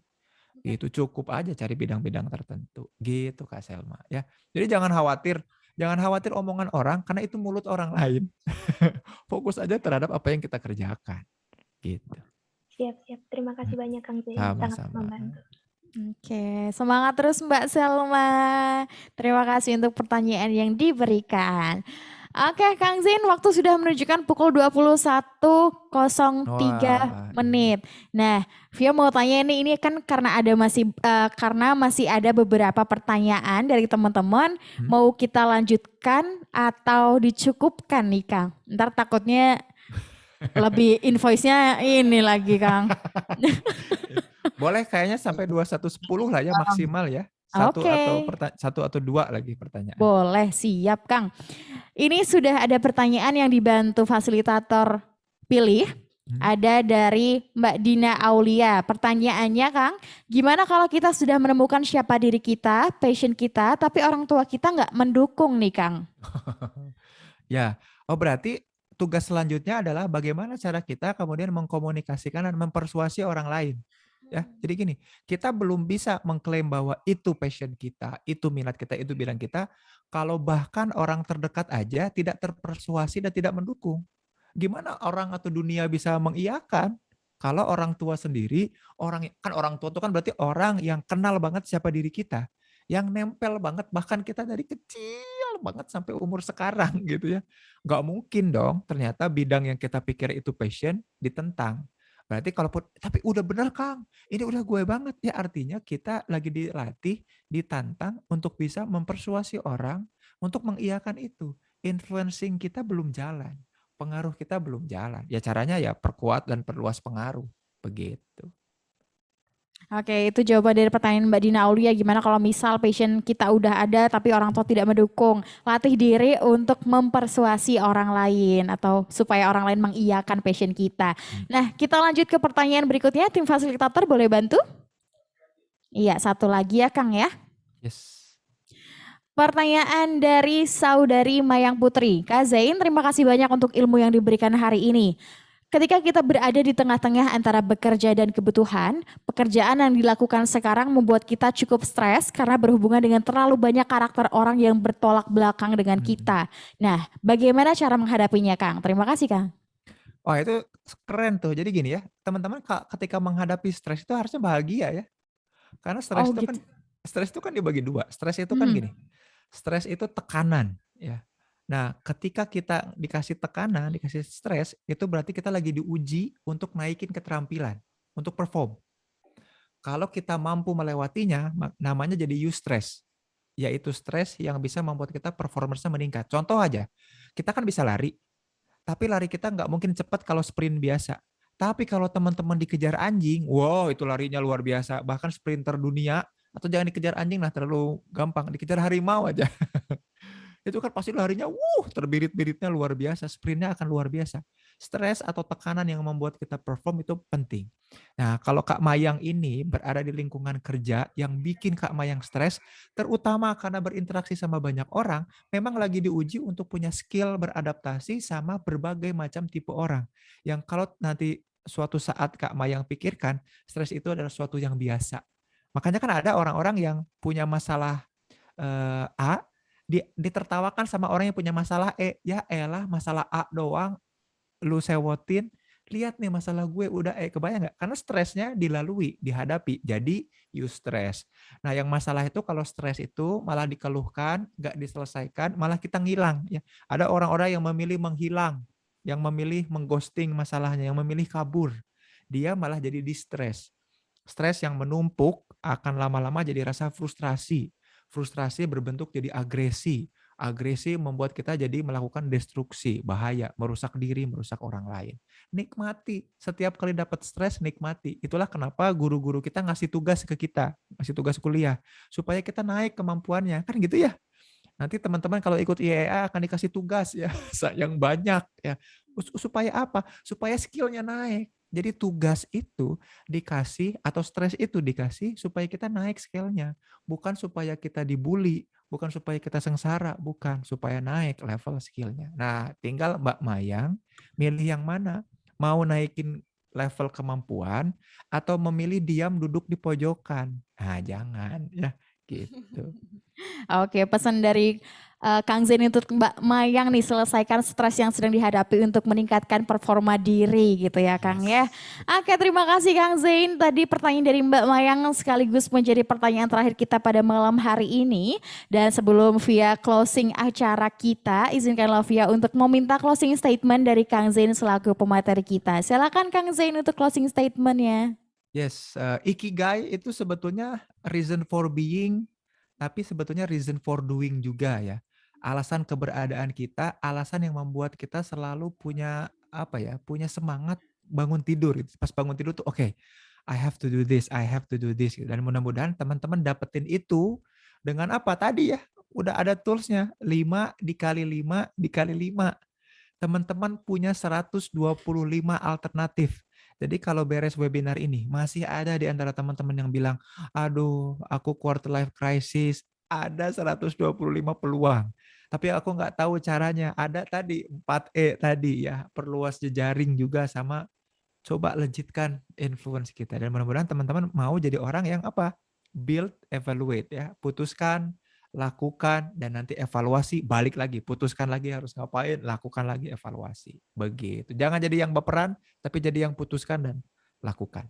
Gitu Kak Via, thank you ya. Terima kasih banyak Kang Zain. Sekali lagi Via mewakili teman-teman peserta, teman-teman fasilitator amat sangat bersyukur bisa berjumpa dengan Kang Zain hari ini dan dapat mendapatkan ilmu yang sungguh spesial banget dari Kang Zain. Via harapkan semoga Via pribadi, teman-teman yang ada di studio dan juga teman-teman yang di rumah dapat mempraktekkan ilmu dari Kang Zain. Jangan lupa putuskan dan lakukan dan manfaatkan tools dari Kang Zain tadi 5 kali 5 kali 5 sama dengan 125.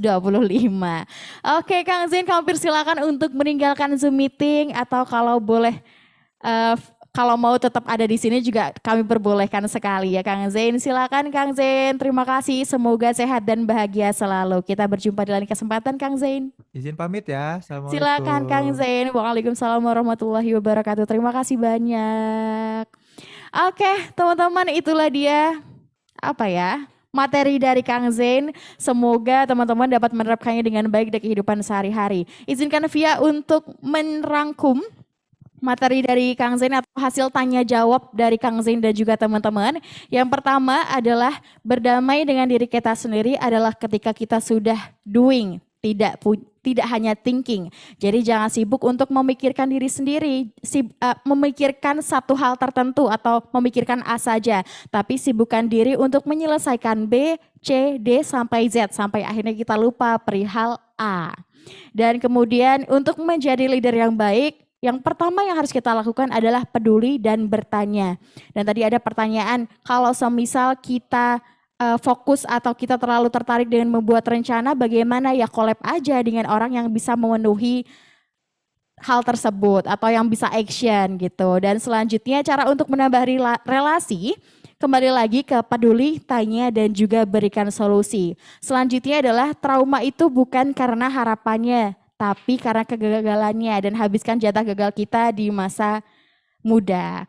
Kemudian pengetahuan itu dikotak-kotakan bukan untuk meranahkan suatu keahlian, tapi untuk memperdalam atau spesialisasi. Dan selanjutnya kalau misal kita ada passion tertentu dan ada lingkungan kita yang tidak mendukung, jangan lupa latih diri untuk mempersuasi mereka guna mendukung passion kita. Dan selanjutnya stres adalah tekanan yang dapat menguji untuk meningkatkan performa kita. Stres untuk orang yang keren adalah orang yang dapat menyelesaikannya. Terakhir, closing statement dari Kang Zain, Ikigai adalah a reason for being sekaligus a reason for doing. Jadi jangan lupa putuskan dan laksanakan. Teman-teman, sebelum Via menutup acara kita pada malam hari ini, silakan join di grup WA yang kami cantumkan, ada di atas Via. Teman-teman bisa lihat, bisa langsung klik atau scan QR yang ada dan juga ketikan link di bit.ly/grup YA Talk. Di situ teman-teman akan mendapatkan rangkuman yang diberikan langsung oleh fasilitator kami mengenai materi kita pada malam hari ini dan juga mendapatkan beberapa informasi mengenai bisnis ya dan juga self development tentunya. Dan teman-teman jangan lupa challenge kita hari ini, berikan Insta story terkreatif dari teman-teman. Akan ada 3 pemenang yang mendapatkan Koreaken, mendapatkan roti bakar Panjo dan juga kartu cerita sejenak langsung produk dari siswa-siswi YA. Banyak sekali hal yang kita dapatkan pada malam hari ini. Kalau boleh direlatekan ke bisnis, sangat luar biasa ya, karena faktanya siswa-siswi DEA ketika masuk pun masih bingung nih mau ngapain, mau bisnis apa, mau di kategori apa. Dan lambat laun teman-teman siswa-siswi sudah memutuskan dan melaksanakan dan akhirnya juga tercipta nih. Ada Koreaken, ada roti bakar Panjo, ada kartu cerita sejenak dan masih banyak lagi produk-produk siswa-siswi YA Indonesia lainnya. Oke, terima kasih teman-teman. Mohon maaf atas segala kesalahan dan juga kekurangan yang tidak sengaja kami perbuat. Sekian dari kami, sampai jumpa di lain kesempatan. Akhir kata, wassalamualaikum warahmatullahi wabarakatuh. See you, bye-bye. Pionir Sekolah Bisnis Anak Muda yang sudah melahirkan banyak pengusaha, Young Entrepreneur Academy. Dengan kurikulum 70% praktik dan 30% materi, di YEA, kamu akan belajar langsung bersama para pengusaha, mulai dari Mas Jaya Setiabudi, Mas Kuku Indra Prasena, Mas Gazan Aska, sampai Mas Fardiandi. Dari simulasi jualan offline,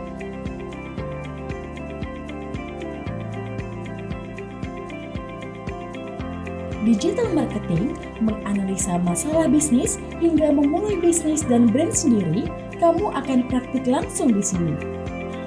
Bahkan, sebelum lulus, kamu sudah punya bisnis sendiri loh. Lebih dari 14 tahun, YA Indonesia telah melahirkan lebih dari 40 angkatan pengusaha muda Indonesia. Di YEA, belajar bisnis bukan hanya sekedar teori. Metode gamification di setiap praktik dan pembelajaran yang diterapkan membuat siswa lebih mudah memahami serta dapat mempraktikannya secara langsung. Memadukan sistem pembelajaran training, coaching, dan mentoring, setiap siswa akan dibekali materi, praktik, serta dipertemukan langsung dengan praktisi bisnis untuk mengetahui masalah bisnis yang sedang mereka hadapi. So, tunggu apa lagi? Sekarang, waktunya kamu action menjadi pengusaha muda yang sesungguhnya. YA Indonesia, we create entrepreneurs.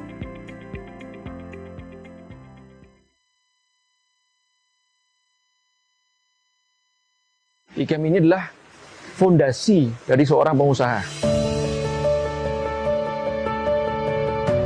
Supaya dia nanti pada saat mau menjalankan bisnisnya, ya, atau sedang menjalankan bisnisnya ini siap dengan fondasi yang cukup kuat.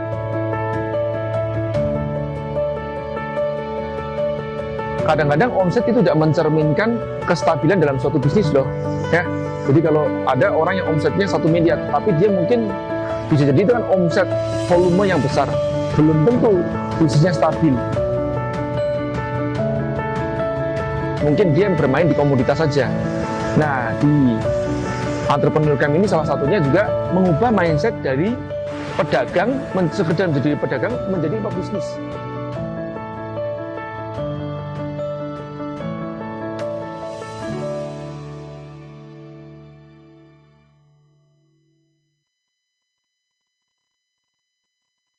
Gara-gara ikut YA virtual, saya malah ngerasa bodoh ya makin kesini. Tapi nggak tahu kenapa omset saya malah naik. Halo, saya Hoir, founder dari Kunanta. Saya alumni YA Virtual Batch 2. Kunanta adalah produk natural skincare yang berlokasi di Bandung dan sekarang udah jalan kurang lebih 2 tahun. Jadi dulu saya cuman modalnya itu berani aja, tinggal jalan-jalan dan alhamdulillah produknya diterima. Setelah itu saya bingung, ya ngapain lagi untuk bisa berkembang. Kalau dari YA virtual sebenarnya banyak banget. Yang saya rasakan adalah saya makin ngerasa bodoh. Saya makin ngerasa nggak mengerti apa-apa tentang wirausaha. Tapi saya mendapatkan banyak ilmu baru, saya mendapatkan pengalaman dan juga koneksi yang luar biasa. Dan itu ternyata memberikan dampak yang cukup signifikan untuk usaha saya.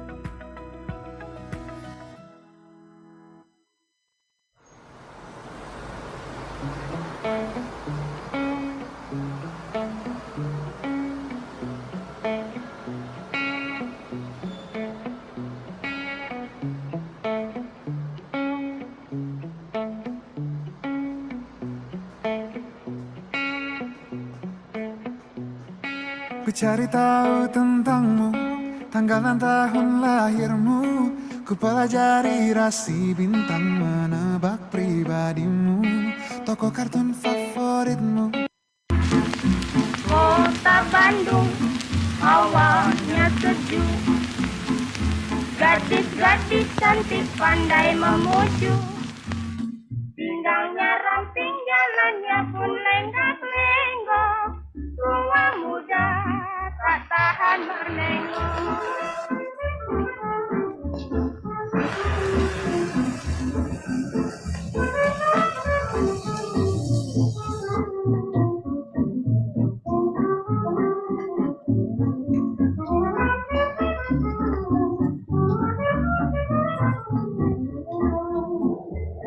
Ke Bandung lagi bawa anak dan istri.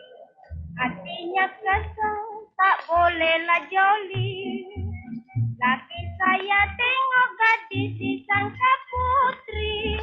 Hampir sedikit dilanggar tapi.